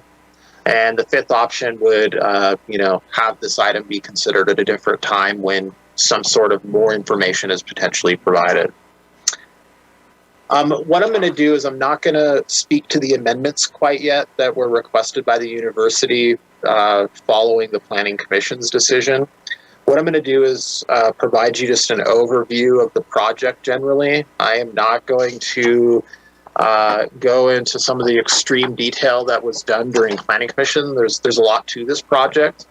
But I'm going to give you a good overview and then be able to take questions later so that I can, maybe dig in on something if you do have questions. So once again, this is the request for conditional use is for a parking garage that's located between 10th and 11th Street and then Ivinson and Grand. If you're familiar with the area, it once had the old Ivinson Hospital, and currently includes a parking lot, which is used by the university for parking needs in the area. If the conditional use is approved, the parking garage would be built on the lot. The parking garage also includes the University of Wyoming Police Department offices as well. So their kind of offices and their operations will be relocated to this building. Generally, what you have is you have a 3-story parking garage. The University Police Department is located kind of on the north side of the building, or the Ivinson side of the building, with some access to parking off of 11th Street for the PD. You then have the parking structure itself, which is which mostly encompasses the majority of the lot. However, on the southern side, so the Grand Avenue side, the building is set back and has a large pickup and drop-off area for buses. This will allow for people that are parking at this location to access the UW transit system and get onto buses and go elsewhere on campus through the bus system. In the garage, or I should say the access to the pickup and drop-off is set up in a way where the buses will come on 11th Street and enter onto the property, and then exit by taking a right-hand turn out back over to Ivinson Street. Really, the purpose of that is to direct traffic away from Grand Avenue, especially bus traffic. This was something that, YDOT looked at as well, because YDOT is in control of Grand Avenue, so that was something that was reviewed. The garage itself will have other access points to the actual parking portion of it, so where your normal vehicle, day-to-day vehicles are going to be going to. Those are accessed on both 10th and 11th Street. That access there will allow for the vehicles that are coming in to use the facility, which the facility is permitted through the permit parking process that the university administers, will be allowed to park throughout the structure. There are no gates on the actual entrances to the structure, so they use the permit process to actually gain access to it. As I mentioned, the building is a 3-level building. It's going to provide a total of 374 parking spaces. You will see on the first level of that building, like I said, there will be some PD uses, so UWPD uses on that north end. There will also be 40 metered parking spaces within the facility, so that anybody, even without the parking permit pass, can use that space to, pay for metered parking. I will note, just kind of during this portion of the discussion, that just typical enforcement is what's being done by the university in this location. So that's mainly during your, weekdays and normal operating hours. And what's important for that is noting that, there are some uses in the area that have historically used kind of that space to park, especially the churches in the area. Some of the probably residents and stuff have also parked in that area. And so generally that would be still allowed as long as, the permit parking process doesn't change at the university. A few other things I want to note, as I said, the building overall kind of fills a lot of the block, kind of on your northwest and east sides of the site. The building, fills the space. But as I said, on the Grand Avenue side, the building is set very far back. It's set 71 feet back from Grand Avenue. So it's kind of not to dominate that frontage and really create a large wall or anything like that. Let's see, another few things I'll point out is on parking in that area. There will be effects to some of the parking on block, so on the block faces that are adjacent to the actual parking structure. You will see some limited parking on 10th and 11th Street. Ivinson will see parking remain, parallel parking remain, with some modifications for some pickup and drop-off spaces for the UWPD, probably at both ends. And there's a condition within the staff report that you'll see related to that item. You'll also see some effects to parking on 10th and 11th Street at the intersections of where the 10th and 11th intersects Grand Avenue. The reason for that is there are changes in some of the turn lane and painting configuration for 10th and 11th Street onto Grand Avenue, just in order to accommodate traffic and turning movements. Obviously, anytime you're trying to take maybe a left-hand turn out onto Grand Avenue and you're crossing that flow of traffic, you may have to wait a little bit longer. And so there's added lanes to allow for people that are taking right-hand turns to exit more easily. But as I noted, buses won't be doing that. That's just your vehicular traffic in the area. A few other things that I'll point out. The property is extensively landscaped. There's, like most university projects, if you're familiar with them, they're typically well landscaped, have a lot of trees, bushes. This project is not any different. You'll see significant landscaping along Grand Avenue and green space, as well as landscaping adjacent to the building in the boulevard areas on both 10th, 11th, and Ivinson Street. Building design is a high level of design for a parking garage. The building looks very similar to other core campus buildings found or other core campus buildings that are found throughout the campus, with the cut stone and typical kind of university style design. Meets the requirements that we would expect of a building like this, and probably way beyond that, to be honest. Overall, the project meets the requirements that we have within our code for related to something like this.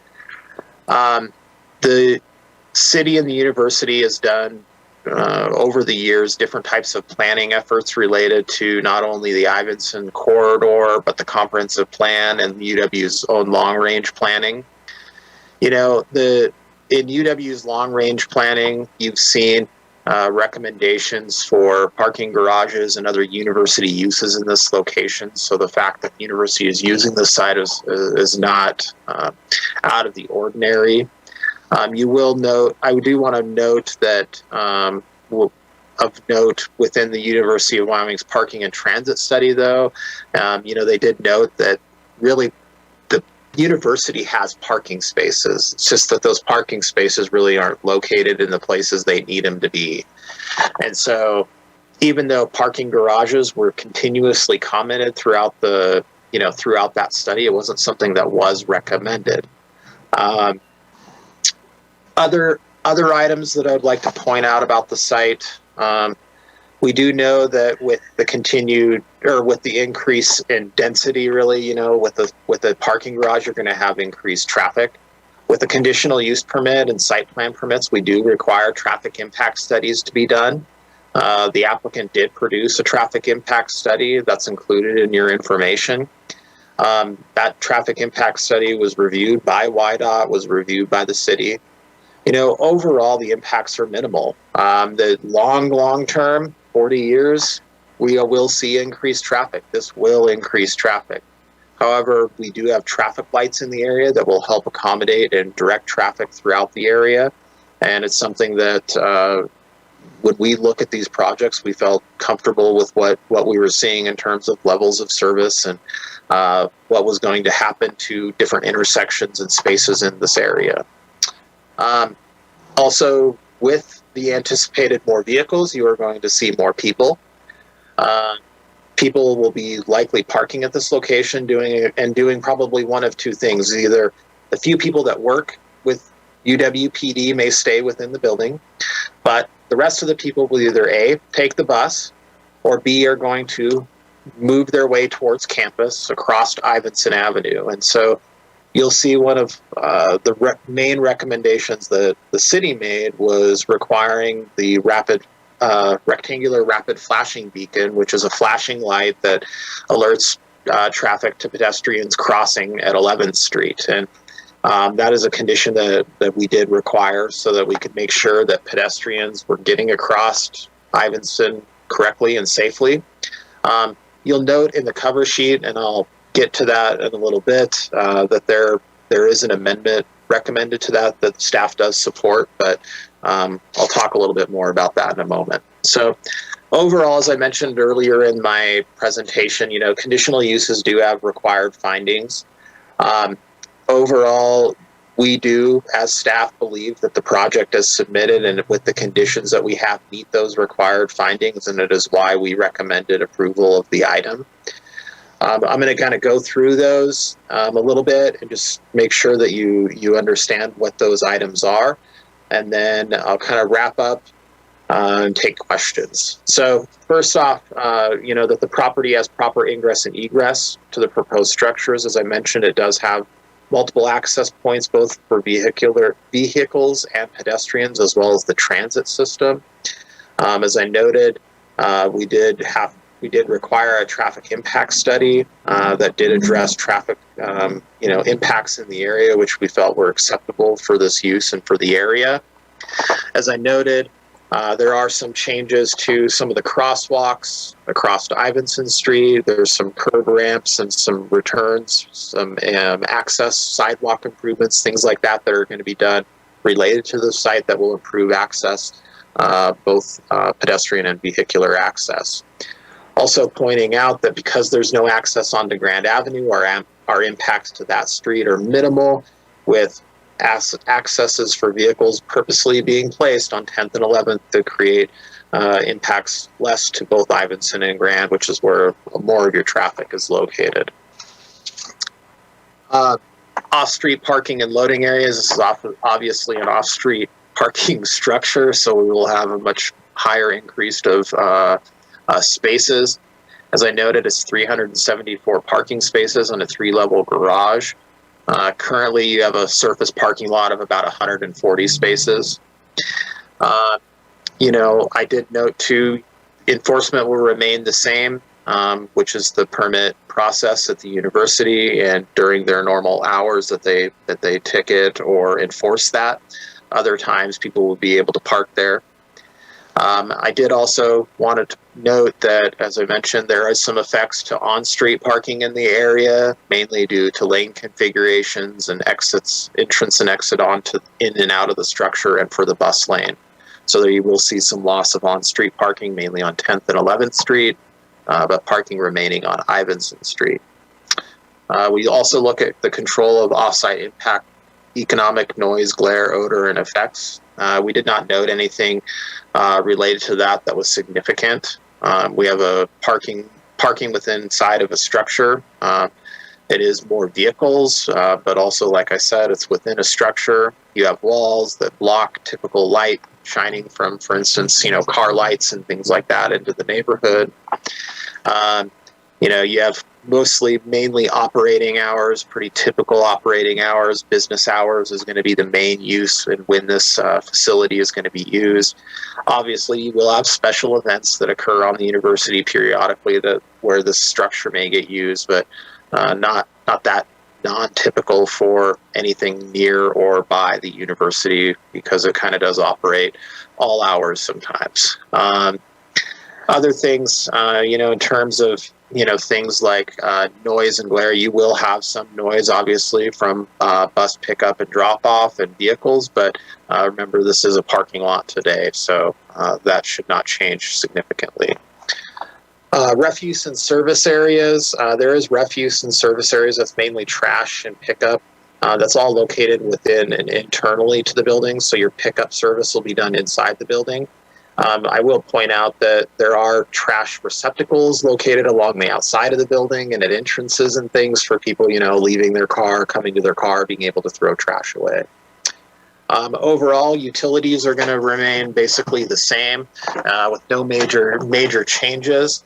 You'll see in the conditions, and it's part of one of the potential amendments, is we do require that when the site plan is submitted that the structure proves that it could be placed at this location and not impact our system, such as the water, sewer, and stormwater system. So that would be something that we would require at the time of the site plan, which is very typical of all site plans and projects like this.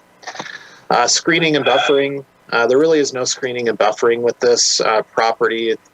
We're not talking about landscaping, but this would be something that needs to be screened, such as like storage areas or things like that. Signage is another item, as well as exterior lighting that is looked at with a project like this. We do note that there will be some wall signage and different signage that's located actually on the building itself. You'll also see a condition that permits the university to install a monument sign kind of at the front of the building in the green space located between Grand Avenue and kind of the pickup drop-off area. We left that condition kind of fairly open because the university quite doesn't have all the details as to exactly what they hope to see there, but we feel it's appropriate to have some sort of larger monument sign kind of indicating what's going on there. All the wall signage meets all of our requirements. As I noted, the site, or I have not noted, this site does have lighting on it. There are lights on the building as well as kind of in some of the spaces, that is pretty typical with a structure like this. It does meet all the requirements for our lighting standards that would be typically required for any type of building or user within the city. Also, we do look at traffic, as I mentioned. Traffic was looked at. I will point out the traffic study was done pre-COVID, so all these numbers are numbers based on traffic non-COVID related, so which is important. As I noted, we found acceptable levels of service would continue to do so in kind of 2025 and 2040, which is kind of where we project out, and really noted main impacts related to traffic were going to be improving pedestrian crossings along Ivinson.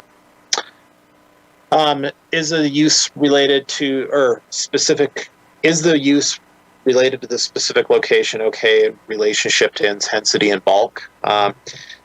Currently right now we have 140 lot parking lot. We are increasing that. We actually are also seeing a building here. As I noted, the past use of the site at one point was a hospital, multi-level hospital. Now what we'll have is a multi-level garage. It is near the core of campus. It's expected to see higher density. And so at a 3-story building at 54 feet is something that meets our requirements. Is this appropriate related to public health, safety, and convenience? We would say yes, it does meet those requirements. As I noted, putting this type of a parking structure in this location kind of as core to the campus as possible does serve that need as identified by the university to provide parking in this area, kind of in their most highly desired parking area. But also it's near portions of the campus that allow for people to bike, walk, and use the public transit system, which is important as well for the kind of longevity of the use of the structure, as well as for the campus and for the community. Setbacks related to the building are all met. There are no retaining walls or anything like that was looked at. As I mentioned earlier, landscaping meets all the requirements of our code, and it exceeds it in many locations. Buffer yards, all the buffer yards have been met, which require at least a 3-foot buffer yard. And there are no specific standards related to this.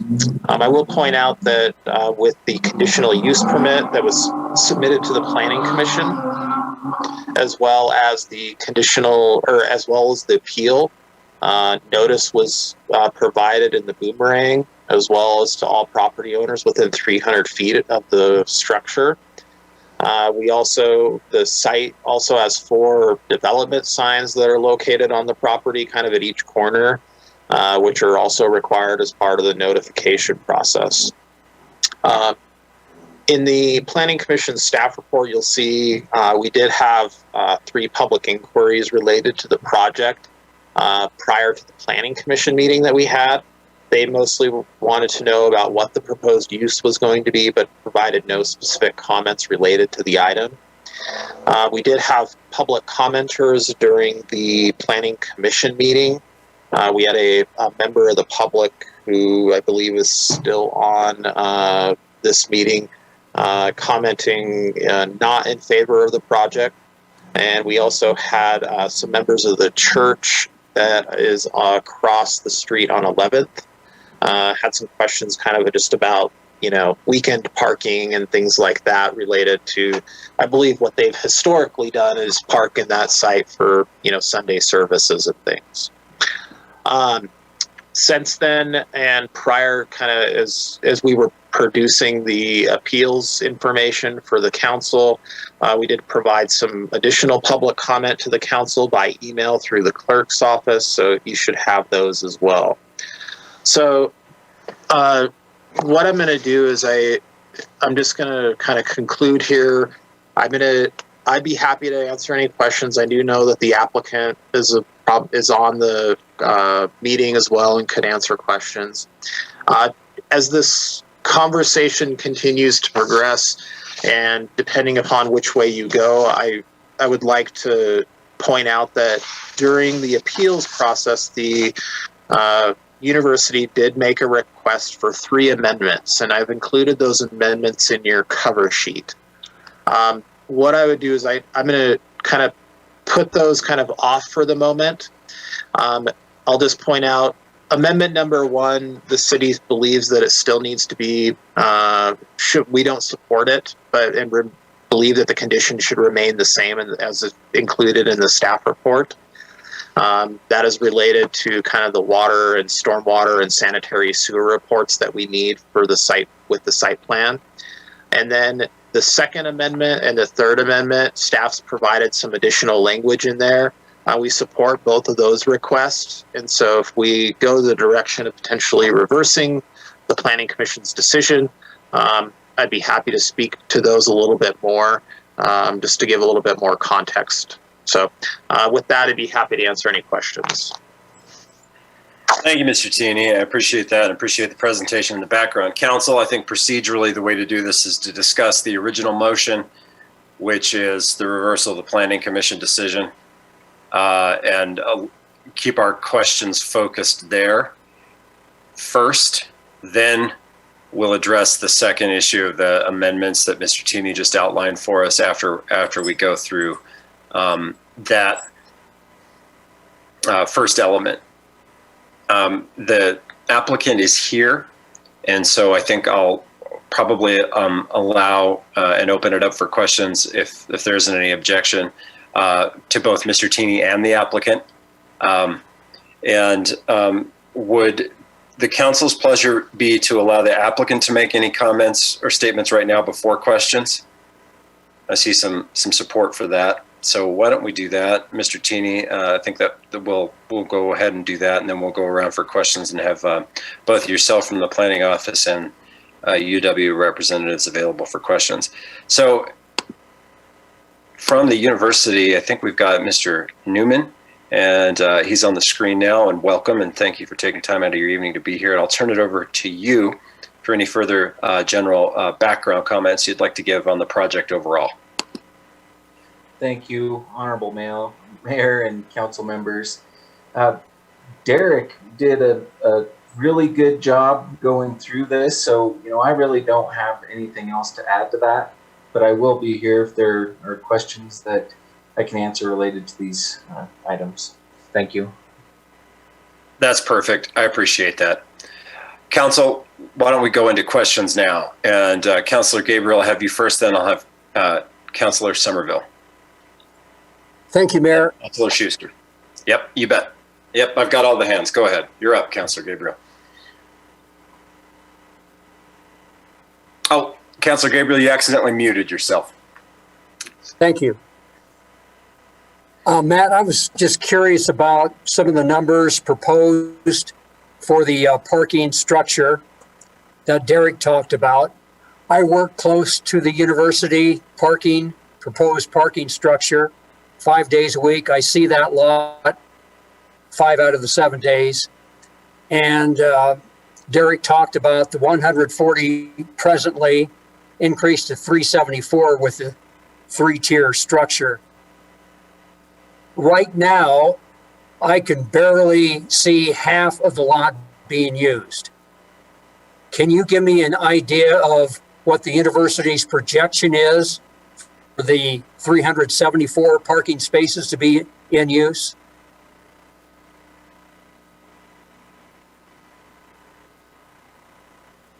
Honorable Mayor and Councilman Gabriel, we had our Director of Parking Services come and present at the Planning Commission meeting, and we do expect full occupancy of the garage, specifically for the permit parking.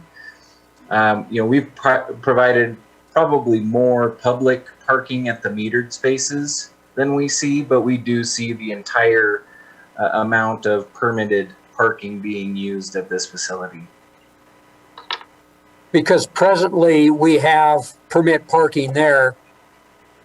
And I don't know, initially I was certainly in favor of this, but as we get more into the discussion, I'll look forward to the public and of course all the comments from the council members. But I just wanted to clarify from your standpoint of the university what Derek had talked about, the 140 and 374. So I appreciate your comments. Thank you. Thank you, Councilor Gabriel. Next, I have Councilmember Somerville. Then I'm going to go to Councilmembers Schuster and Harrington. Councilmember Somerville. Thank you, Mr. Mayor. So, Mr. Newman, I'd start off by saying that I'm pretty well disposed to this project. It seems like we've been talking about parking garages potentially around UW for a long time. So I appreciate that. The question I have for you is we have received some citizen inquiries in regards to impact. And I wonder if specifically you could talk about the impact during construction, potentially any long-term street closures or those kind of details. Honorable Mayor, Councilwoman Somerville, Just as with any construction project, especially with a tight site and no adjacent laydown area, there will be some impacts to the streets. That was a question that we had from the church specifically, and assured them that we will work with them to get them access to the site. But yes, there will be some impact during construction. But we will, so part of our bid package that we would put out to the contractors is that they're required to have an off-site laydown area. So, they would be, when we get, big orders of material or stone or something like that, they would store it off-site. And they would also be required to rent and transport the workers to the site because there won't be, enough parking for those folks. So we're going to do what we can to be good neighbors and mitigate those things. But yes, there will be impacts. Thank you, Mr. Newman. I appreciate that. And I appreciate UW looking to work with the neighbors in the area. Appreciate that. Thank you.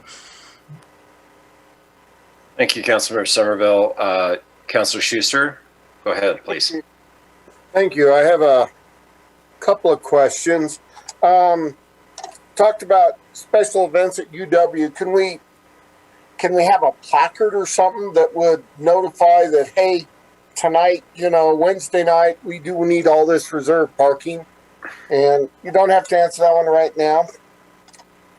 Talked about biking and stuff like that to the university. Will there be a bicycle area to store bicycles so people can get on the transit there? I do really want to ask on that one. Thank you, Councilor. Yeah, please go ahead, Mr. Newman. I'm sorry. Honorable Mayor and Councilman Schuster, we do have covered bike parking within the facility. So there on the first floor, there will be, I think it's 4 of the normal size bike racks, and our vending department is also looking for some storage lockers to really encourage folks to park there and use the transit system. Okay, I still have one more question too. Thank you. I've had several church members contact me, and by the way you talk, they still will be able to use the facility on Sundays. But parking on 11th Street, so it'd be the west side of 11th. Will that parking kind of be gone because of entrances and exits that I'm guessing most of that for site travel and all that I'm guessing most of 11th on the west side, the non-church side, that'll basically be removed at this time? Honorable Mayor, Councilman Schuster, that is correct. If you look at that site plan, there's 3 different entries that go into that side. And then as Mr. Tierney mentioned, the turning movements that happen there and just accommodating the turn lanes, there will be quite a bit of parking that has to be eliminated on that side of the building. Thank you. That's all the questions. I have comments later, but I'll let people ask questions. Thank you very much. Councilmember Harrington, you're up. Thank you, Mr. Mayor. And I have 2 questions. Thank you. I have 2 questions, if that's okay. Yeah. Great. So whoever wants to grab on to the answer of this question, have at it. But I think I think, as Mr. Newman said, having sort of the staging offsite and all that material brought in, I think that's a great idea. But I do worry that both the general construction traffic on Ivinson and then the increased traffic from this sort of like offsite moving material onto site, and then the sort of like increased bus traffic that we're going to see on Ivinson over the next several years, that we all know the condition of Ivinson between 9th and 15th. I am concerned that though this street exists now,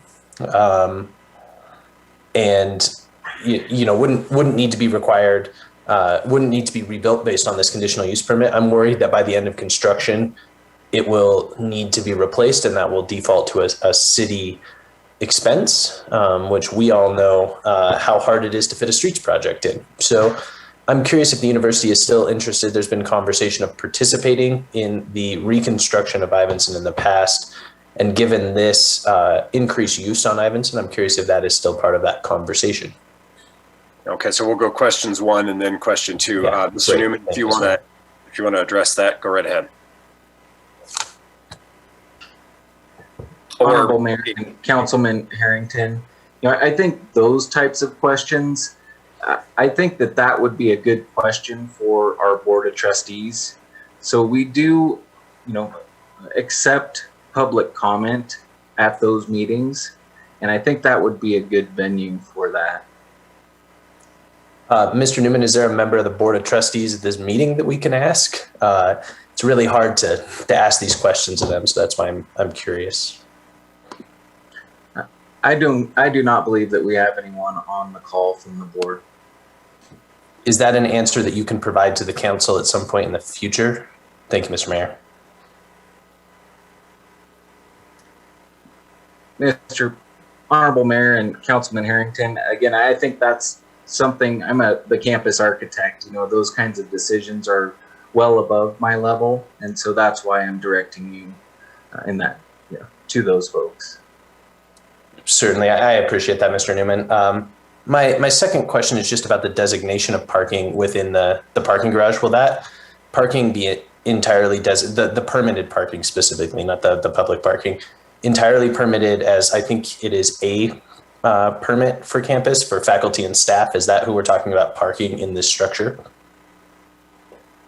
Honorable Mayor, Councilman Harrington, that is correct. Okay. There will be a limited number of the U parking, which are our service parking spots. And then we'll also have a few spots reserved for administration down on that lower level, but the majority is for a permit. Okay. I suppose that's all my questions. Thank you, Mr. Mayor. You bet, Councilor Harrington. If something else comes up, we'll take another round. Councilmember Stalder, you're up. Thank you, Mayor. Oh, if I could get the mute button and the video button straightened out. My question is kind of a follow-up on Councilor Gabriel's and then also Councilor Harrington's about the permitting. Recently being a student at the university and living very close to the university, you do drive around and you see lots that are like half full or not full, but they're all A permit parking. So I wonder if you could speculate on what the trickle-down effect of that is. Like some of the other parking lots that are A permit, will those faculty be parking in the parking garage, and then that will kind of lessen the parking burden in residential areas around the university? I know you said you're the campus architect, and so I'm kind of putting you on the spot here, but that's an appropriate question, and I'll respond. So, Honorable Mayor and Councilwoman Stalter, yes, we do expect this to take pressure off of the residential streets. As part of the projects that we're working on now, it is to not lose the spots that we have now with these current spaces. And, as you'll notice, there's not a lot of parking on this side of campus. And so, it strategically was placed here during the master planning process to help alleviate that and provide more convenient parking. So I guess just a more pointed question, like some of the other lots that are A permit parking only, would those still be A permit, or would other people be able to park there that are typically, parking in residential areas? Sorry, Honorable Mayor and Councilwoman Stalder, can you expand? Can you give me a specific example? We do not have, I guess I can say that we don't have plans to change the permitting in the lots that we have now. So I think the answer to your question is no. Okay, I'll take that answer. Yeah, I guess a specific example would be, like over by the Union and the College of Business, a lot of that is A permit. That would still remain A permit parking as well as the parking garage, or would some of that be more meter parking or student parking? Honorable Mayor and Councilwoman Stalder, that area is currently part of the master plan for a student housing project to replace student housing. And so this garage is aimed at helping relieve some of that loss of parking. Gotcha. Thank you. Thank you. More questions for Mr. Newman or Mr. Tini? Councilor O'Doherty. What I'm hearing from the public, I think, is mostly great frustration with the university, and I think it's more the trustees. And I don't think it's within the scope of this project that we tell the university, no, you shouldn't build there, you should build here, you should do that. That's not what we're addressing here. We're addressing this parking lot and this conditional use permit. So I hear the public. I hear you loud and clear. I share your frustration about what one resident called the university's edifice complex. Thought that was brilliant, but I don't think that. I think that has to be addressed to the trustees. If you can, get them to explain why we keep building buildings and laying off people. I also want to say I used to work in Night Hall, and I had a different experience from Councilor Gabriel, who is more noble than I am and rode his bike. I would drive, and I at first tried to park over at 30th, but there are too many nights that I'm working late, and then I'd have to walk back to my car on 30th, which was equally distant to the building that I was going to. So I used that lot, and it was often full when I was carrying trays of food to Night Hall. So I saw that parking lot full many, many times with staff parking. And I know that I don't think this time period with the pandemic is very representative of how that lot was used. So I just want to focus our attention on this conditional use. It was a hospital there before. It's been university property for a very long time, and I think we do need parking, and I think it would ease some of the pressure on those neighborhoods to the south of campus. Thank you. I guess that was more of a comment. Lots of comments. Councilor O'Doherty, and also I think a point of order mixed in there, and that's okay. Other questions from council members? Councilmember Cumby. I just have a couple of comments, if I may, Mr. Mayor. Go right ahead. On behalf of the constituents who have contacted me, I've had several phone calls, 3 emails, and a few text messages. And some of the concern is is related to how this will impact the residential neighborhood around this structure. There are concerns that things will happen on the south side of campus that would have been observed on the north side, with increased noise, exemptions to noise ordinances, dust, all types of things that have been extremely disruptive to some of the residents whom I've also heard from on the north side. And so there are concerns about the actual construction and the impact that will have on the surrounding neighborhoods.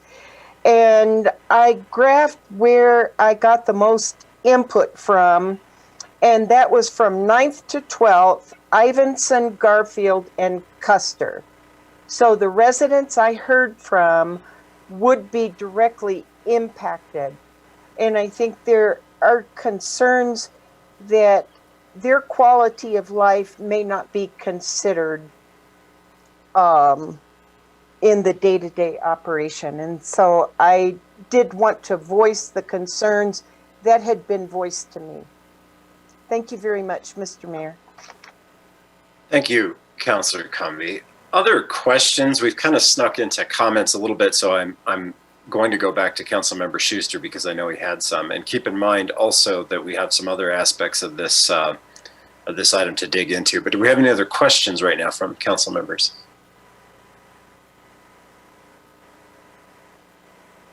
Question from Councilmember Gabriel. Thank you, Mayor. I lost connection I'm on the university campus, so I'm not sure the relevance of that, but I lost it for about 10 minutes. So you might have covered this, but can Mr. Newman talk a little bit about ADA, or is that going to come up later? I think that's okay to address now. Good question, Councilmember Gabriel. Mr. Newman, do you want to talk about the ADA compliance? I think that's where Councilor Gabriel is coming from. Yes, thank you. Thank you, Honorable Mayor, Councilman Gabriel. The entire site will meet ADA requirements. So, we will have improvements to both sides of the street as far as the crossings, and everything on the site will be ADA compliant.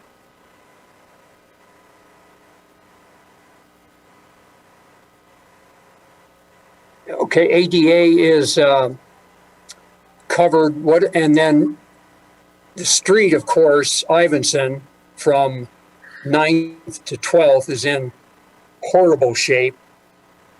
In reading the report, I noticed that the university has no idea or has no intention to do anything to cost share with the city on improving Ivinson. Is that correct?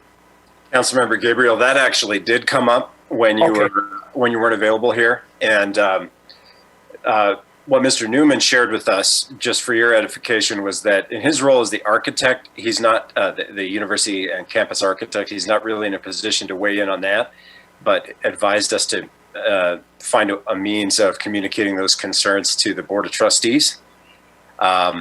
And I think the council is going to explore that, perhaps by way of a letter or resolution or something to that effect might be the most appropriate way to do that. It's a good question, but it did come up while you weren't able to be with us.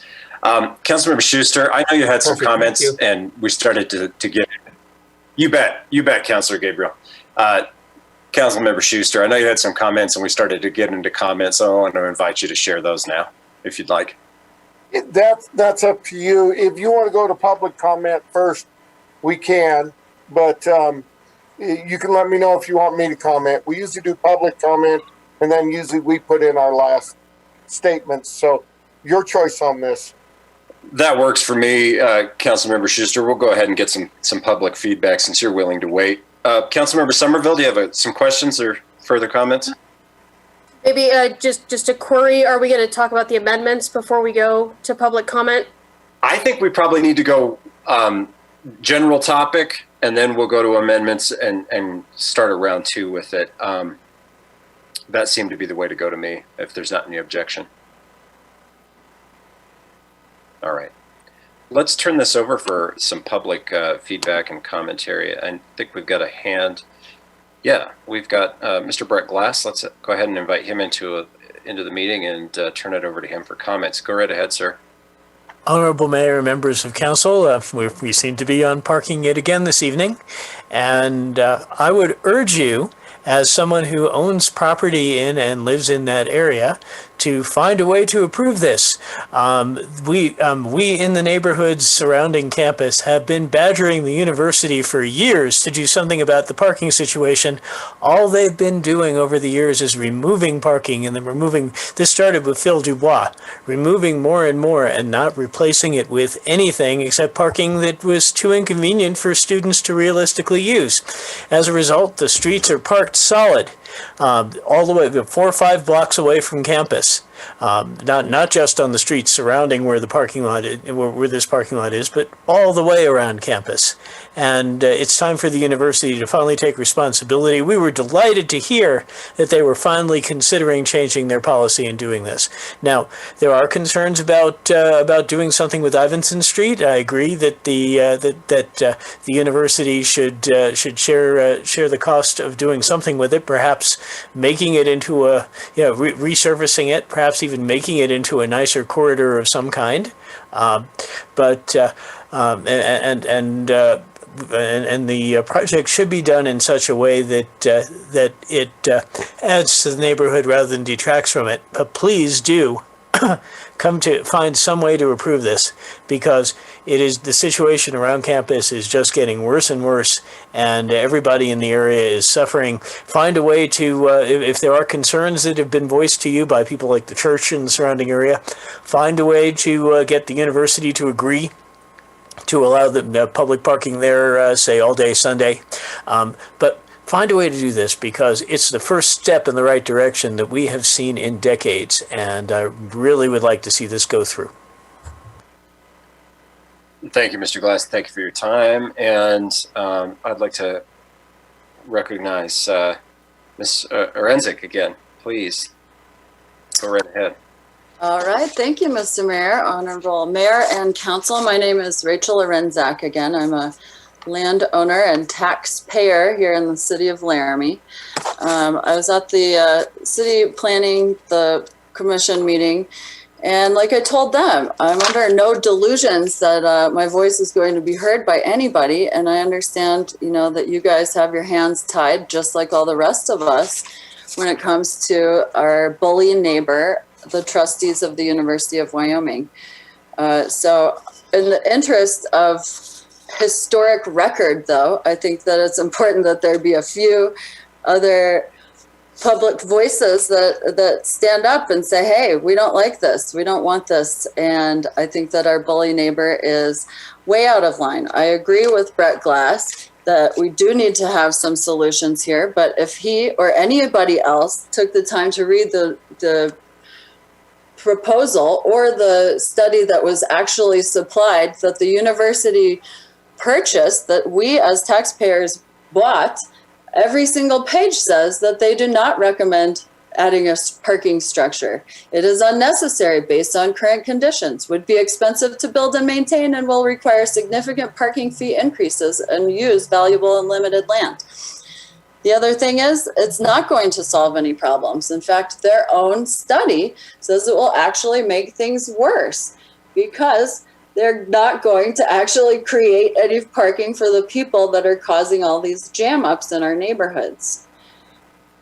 So I'm frustrated about that. I'm concerned about that. Another thing that nobody has even talked about is that it's ugly. We don't want it to be on our main street. And why do we have to allow a police station in the middle of our neighborhood? To me, it means more crime, and I'm afraid of another Robbie Ramirez incident on my street. So I think that you guys can certainly uphold it based on at least one of these findings of the Planning Commission, and I really, really recommend it, you guys. I know that your hands are tied, and I know that this is frustrating, but we're at a loss. If we don't start to do something, if we just continue to have no values or standards, the university is going to just build a giant wall around themselves, and all that will be on the outskirts are just our crumbling streets and infrastructure. So I hope that there can be a way that you can table this, put this aside, ask some more questions. I don't think that they've provided enough information for our community to be doing something like this. And I also think it's an outrageous waste of public money. I know it's not your prerogative. I know it's not your purview, but let's just put that out there on the public record. This is outrageous at a time when our state is absolutely, underwater. Here they are spending millions of dollars on things that are not related to education in any way, shape, or form. So thank you for your time. Thank you very much for your comments and views. And I'm going to recognize, I have a screen name, Casey Bard, and I apologize, but that's all I have by way of name. So if you could please give your full name for the public record, and you have the floor. All right, thank you. I'm actually Karen Bard. I'm the chair of the Albany County Historic Preservation Board. So I wish to make a few comments within that role, and then a few comments on as just a personal individual as well. So our board has discussed this at length, and we are concerned about the appropriate balance between the needs of the university and maintaining the historic value and the sense of place that Laramie has. This structure seems to be probably in the wrong place as far as we are concerned. So that leads to, you guys have mentioned several things. I don't think that this, as an individual, I'm switching over to as an individual, I don't believe that the parking structure will solve the neighborhood problems. If the students are using the streets, it's because the students don't want to pay for an A permit, and so therefore they're not going to use this garage until that thing is solved, and either you get some other type, this university puts some parking spots in there that are affordable and amenable to the students. Their behavior is not going to change. I also question, I am a certified corporate director. I question the fiduciary duties of the university here. It's my limited information shows that the average cost for a parking garage per slot, national average, is only $20,000 per slot. This cost, is, I believe, is coming in at 42. That's twice the amount. My limited information also shows that increased costs of construction here in Laramie is only 50% higher for other types of construction. So why are they actually twice the amount of number? Again, the issues here are that if we don't have answers from the university with regards to the cost and the redirection of very limited educational money for a choice of a garage versus other educational opportunities. I looked at the difference based on the numbers I gave you, and it looks like they're going to be spending nearly $4.5 million more than they should to construct this garage. So those questions, I think, need to be answered before you actually approve this. And some type of dialogue needs to be entered in with the university as to how the university and the city will work to maintain the quality of Ivinson Street and that entire area. Because as you've stated earlier, if it's solely upon the university's or the city's budget to maintain the impact of traffic in this area, it's going to suffer and it's not going to happen. You guys, it's not a sustainable solution for the city to take on. It has to be a joint operation between you and the university. So I would recommend that you guys postpone your decision tonight until a better dialogue between you and the university is obtained and some of these questions are answered. So thank you for your time. Thank you very much for your comments, Ms. Bart. Other members of the public that would like to provide comment on this item, I'm looking for you now. If you want to raise your hand or notify the city clerk if you can't raise your hand. I'm going to recognize Sarah Gorin. And you've got the floor. Thank you, members of council, honorable mayor. My name is Sarah Gorin, and yes, I do live right down the street from the proposed parking garage. I don't want to pick on Mr. Newman. I realize he's, this is not his decision, and I don't particularly object to the garage, although I would like to take this minute to plead with UW and any of the representatives who may be listening to be a better neighbor. They did a lovely job with the current parking lot. The landscaping is really nice. I love the roses. And I've looked at the application for the garage, and it's well done as far as it goes. The hunk of a garage doesn't fit with the surrounding neighborhood, and I'm a little upset about that, just like I feel for the poor people on 9th Street who are across the street from that monster building, and they'll never see the sun again. It's just would be nice to see a little bit more consideration given to the neighborhoods around campus.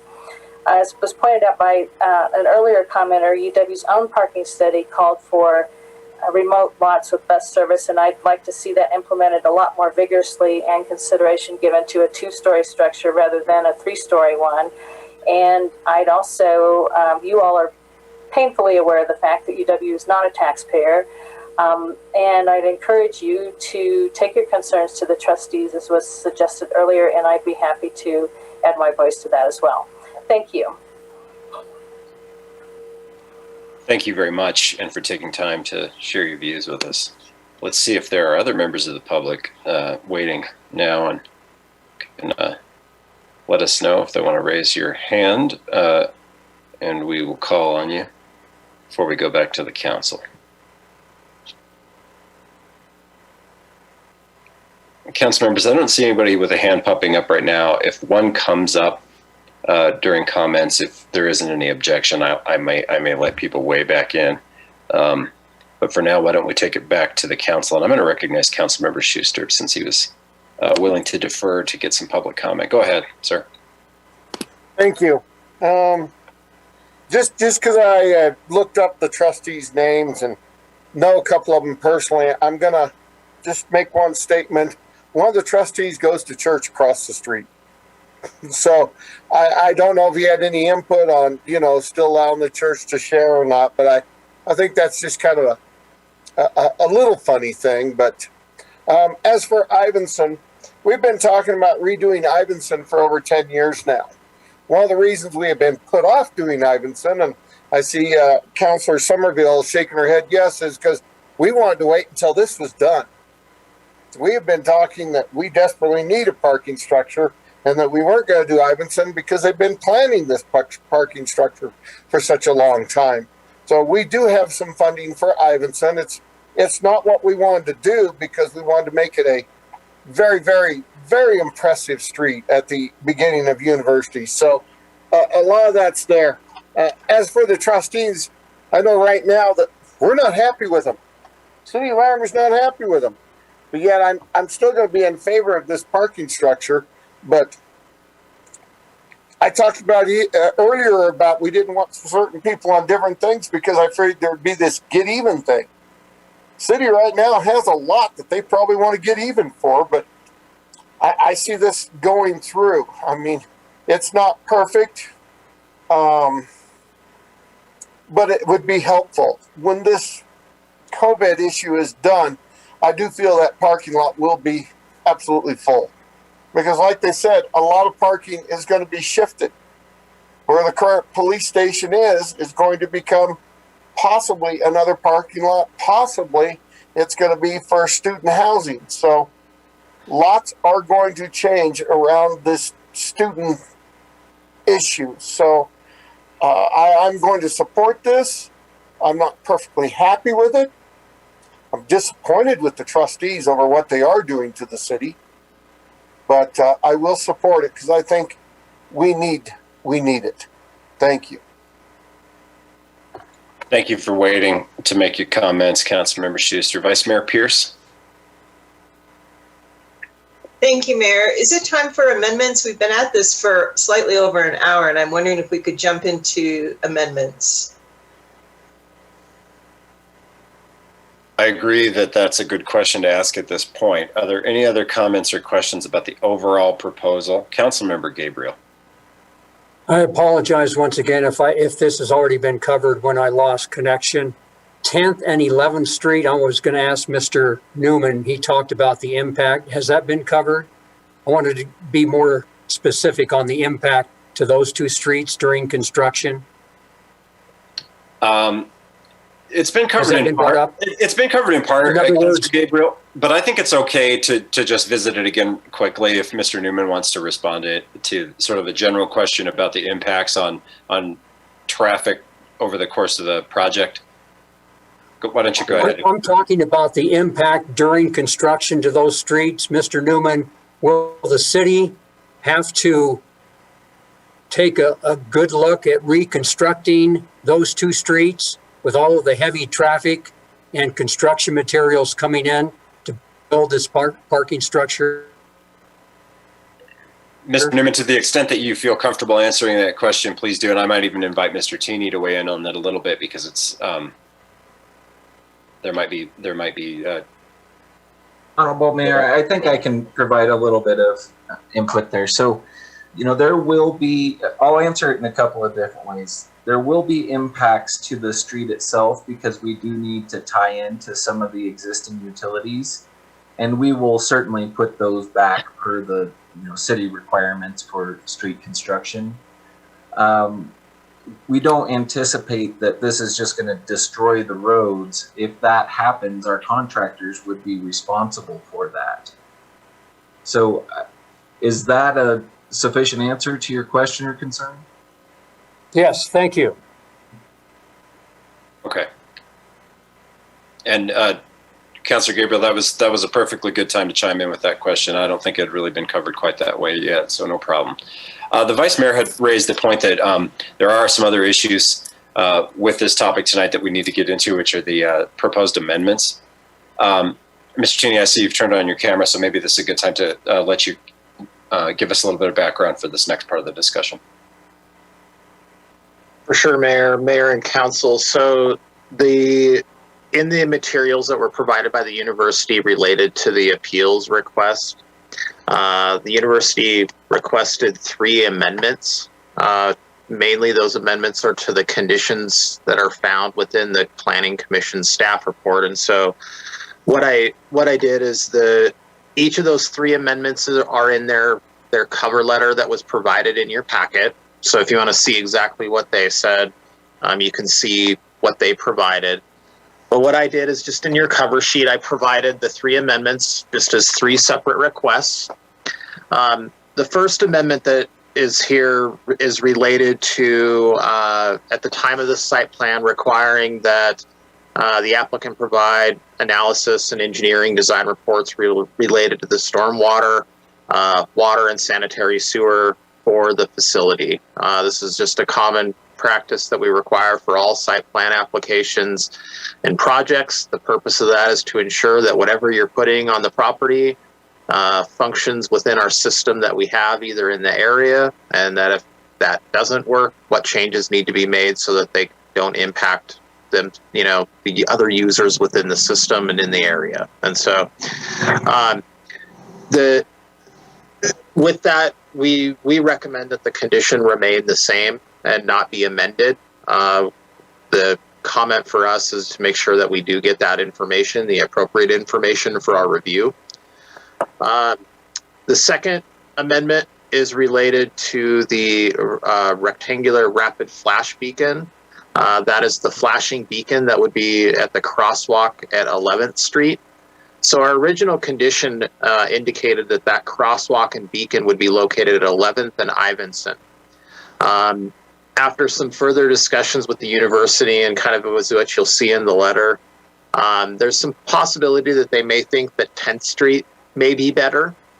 To be honest, from the city's perspective, both 10th or 11th could work. They're significantly not much different. So either location is fine with the city. We also note that it could be both.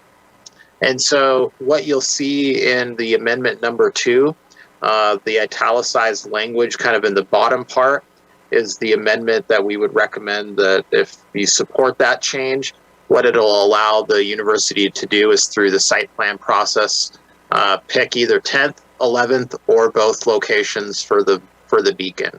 We'll still get the beacon, but it just means that it'll go at one of those 2 locations or potentially both and not just the one.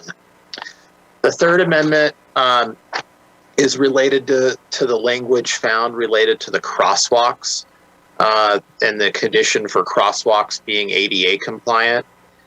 So obviously from the city's side of things, we want to make sure that pedestrians and ADA access remains across Ivinson Street. I think there was a question by one of the members of council kind of related to that, the site in general.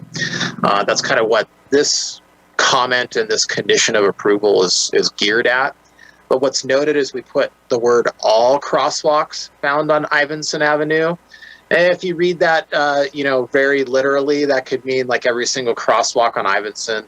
That's not our intent with the condition. Our intent is simply the crosswalks at 10th and 11th Street be ADA compliant. What that means is that there are ramps and that they are properly striped.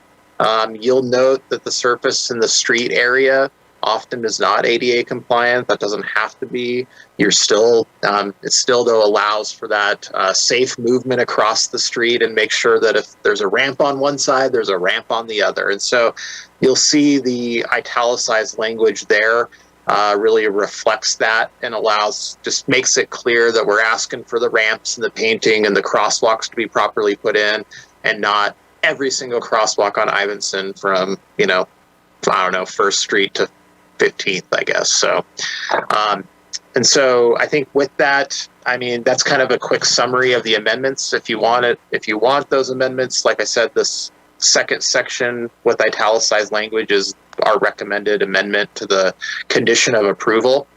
And I don't know, I think that's all really I have to say on those. Thank you, Mr. Point of procedure for the council. We've been advised previously that amendments need to be introduced individually and discussed individually. So in order to bring these to the floor for further discussion beyond the background information provided by Mr. Tini, council members will need to move those items individually. Councilmember Somerville. Thank you, Mr. Mayor. I would like to make some amendments, but before I do that, I have one question for Mr. Tini, if that's okay, on the amendment request number 1. As I was trying to parse through this, it looks like it's a language difference between us requiring stormwater, water, and sanitary sewer reports versus the university proposing to provide data. Could you tell me what the difference is there? I guess I'm not quite understanding that. Mayor and council, what I'll do is one of our city engineers, William Winkler, is on the call.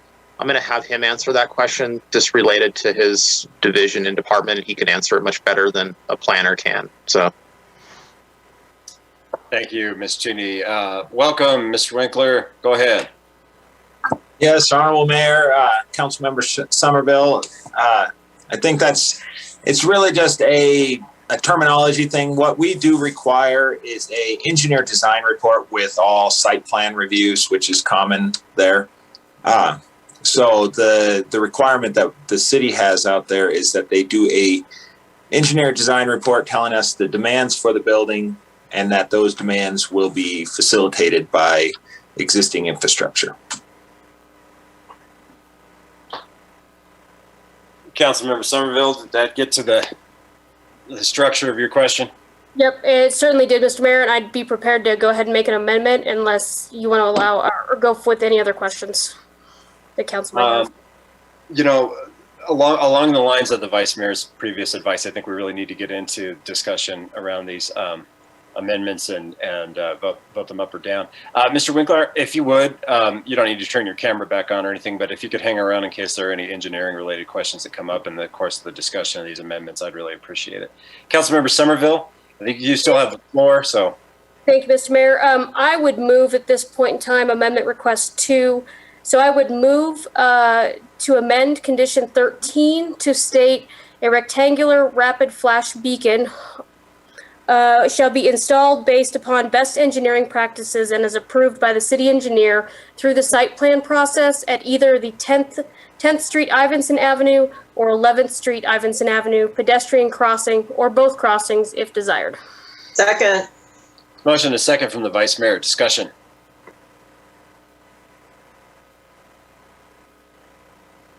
I don't see any discussion. Let's go to public comment on this amendment.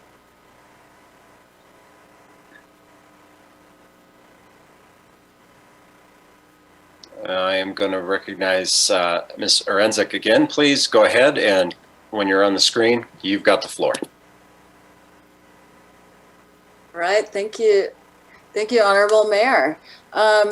This is an issue that I've been kind of surprised by here living at near the university. When I had my daughter a couple years ago, I hadn't actually been exposed to what handicapped people probably feel every day in our city.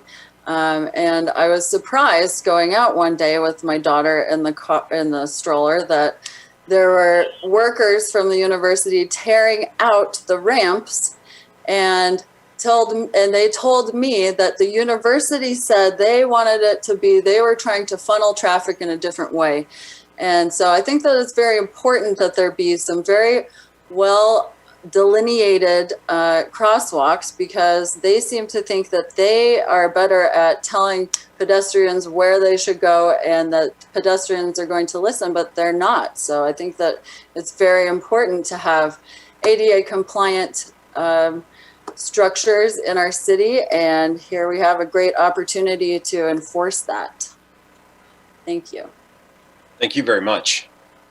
Are there other comments about this amendment from the public?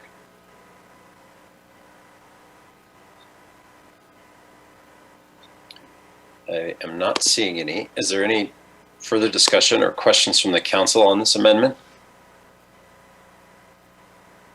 City Clerk, would you please give us a roll call on the amendment? Quimby, Yes. Gabriel, Yes. Harrington, Yes. O'Doherty, Yes. Schuster, Yes. Stalder. Yes. I'm sorry. Can Yes. you say that? Thank you. Somerville, Yes. Pierce, Yes. Weaver. Yes. That's 9 yeses and 0 nos, Your Honor. That amendment carries. Councilmember Somerville.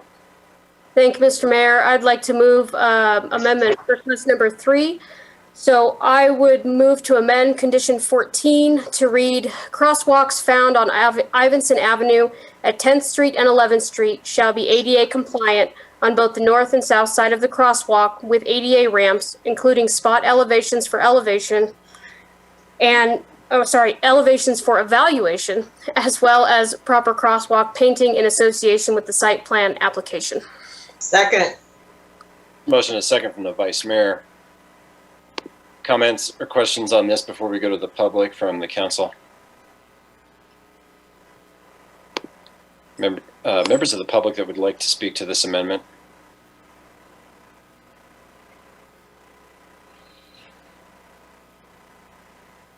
Not seeing any hands raised.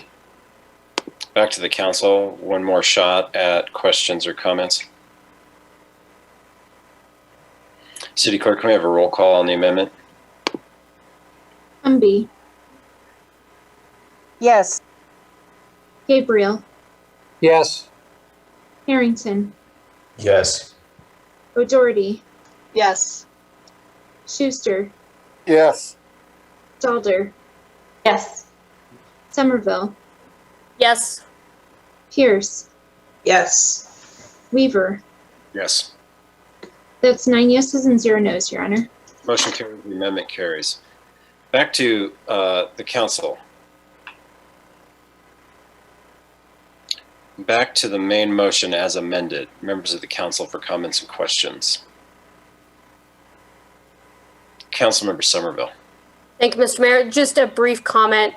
We have been talking about parking as well, and I appreciate Councilor Schuster's comments about the long haul on rebuilding Ivinson Avenue. But what I've also heard from the public and tonight, there's a lot of comments that we received that really maybe aren't directed towards the city council, but towards the UW trustees. And I would just encourage members of the community to reach out to them as well. But I do think that the parking garage is appropriate and designed well. And I appreciate the time that UW has put into it. So thank you, Mr. Mayor. Thank you, Councilmember Somerville. Other comments or questions that might have come up? I'm going to make a very short summary about some of these concerns because I think we need to continue to try to communicate these things for the sake of public dialogue around this. I think people that are paying attention are interpreting correctly that there is a growing fissure between the residents of Laramie and their elected representatives, as you see us here, and also in other offices in the community about some concerns around a number of topics. My impression, speaking simply as a member of the council, is that there's a great deal of disconnect between the university's choices as made by the Board of Trustees and some of the community's concerns and wishes for the direction of development. that is initiated by the university. I think it is probably important to begin to make the local resident presence more felt at the Board of Trustees level for the university. Certainly we'll do our best to continue to try to do that as well. As your elected representatives, I think you've heard us comment about the need for some communication around some of the concerns that we've discussed specifically tonight. And my phone is ringing in the background, so please just ignore it. I don't know why anybody would be calling me right now. So please do that, and we will try to do that as well. I'm not certain that beyond perhaps the local membership of the trustees, the Albany County trustees, that's being heard well enough or clearly enough. Just to repeat myself because of the extremely loud volume of my ringer on my phone. We need to make those concerns and that presence felt at that Board of Trustees level. I think I don't think it's going to get us anywhere to communicate things to the staff that aren't in the University of Wyoming staff that aren't in their realm of work and the scope of their work. Those policy decisions are made at that Board of Trustees level. Maybe the first thing to do is to start with those Board of Trustees representatives that are the Albany County folks, and then move up from there. I don't have a lot of hope for that having an impact, but I could be wrong. I've certainly been wrong about a number of things before. Perhaps if they start to hear more clearly from residents about their concerns about the relationship between the city of Laramie, the people that live here, and decisions made by the university, we might start to see some more movement towards recognizing those concerns and having them more functionally addressed, and developing a better relationship that has less friction. I hope so. It's no secret that as a member of your council, I have my doubts about that, and I've expressed those publicly before. But I do think it's something that needs to continue to happen. We can't operate in an environment where we don't think things that the University of Wyoming does aren't going to have any impact on the people that live here and the community here. Clearly, that's not the case. And I appreciate hearing from members of the public that they recognize the position that we're in, which, to be clear, is a position where the university has asserted that they don't need to follow community regulations and standards and practices put forth by the city, as they are a super agency of the state. The conclusion there being that they can operate in a manner that ignores all of those local regulations, practices, and policies. It's a very difficult place to be. It's a very, very difficult place to be, because I almost feel like, as a member of your council, that I want to do things on your behalf, but I have had it reiterated to me that that's not something I can do, because I am acting outside the scope of my authority. And if, as a member of the council, I try to do those things, there will be hell to pay in some form or another, initiated by the University of Wyoming and perhaps at other levels of state government. It's a difficult place to be, and it's not sustainable. City Clerk, can we have a roll call on the main motion? Mayor, I'm yes. sure that phone call was on the warranty of your car. Probably.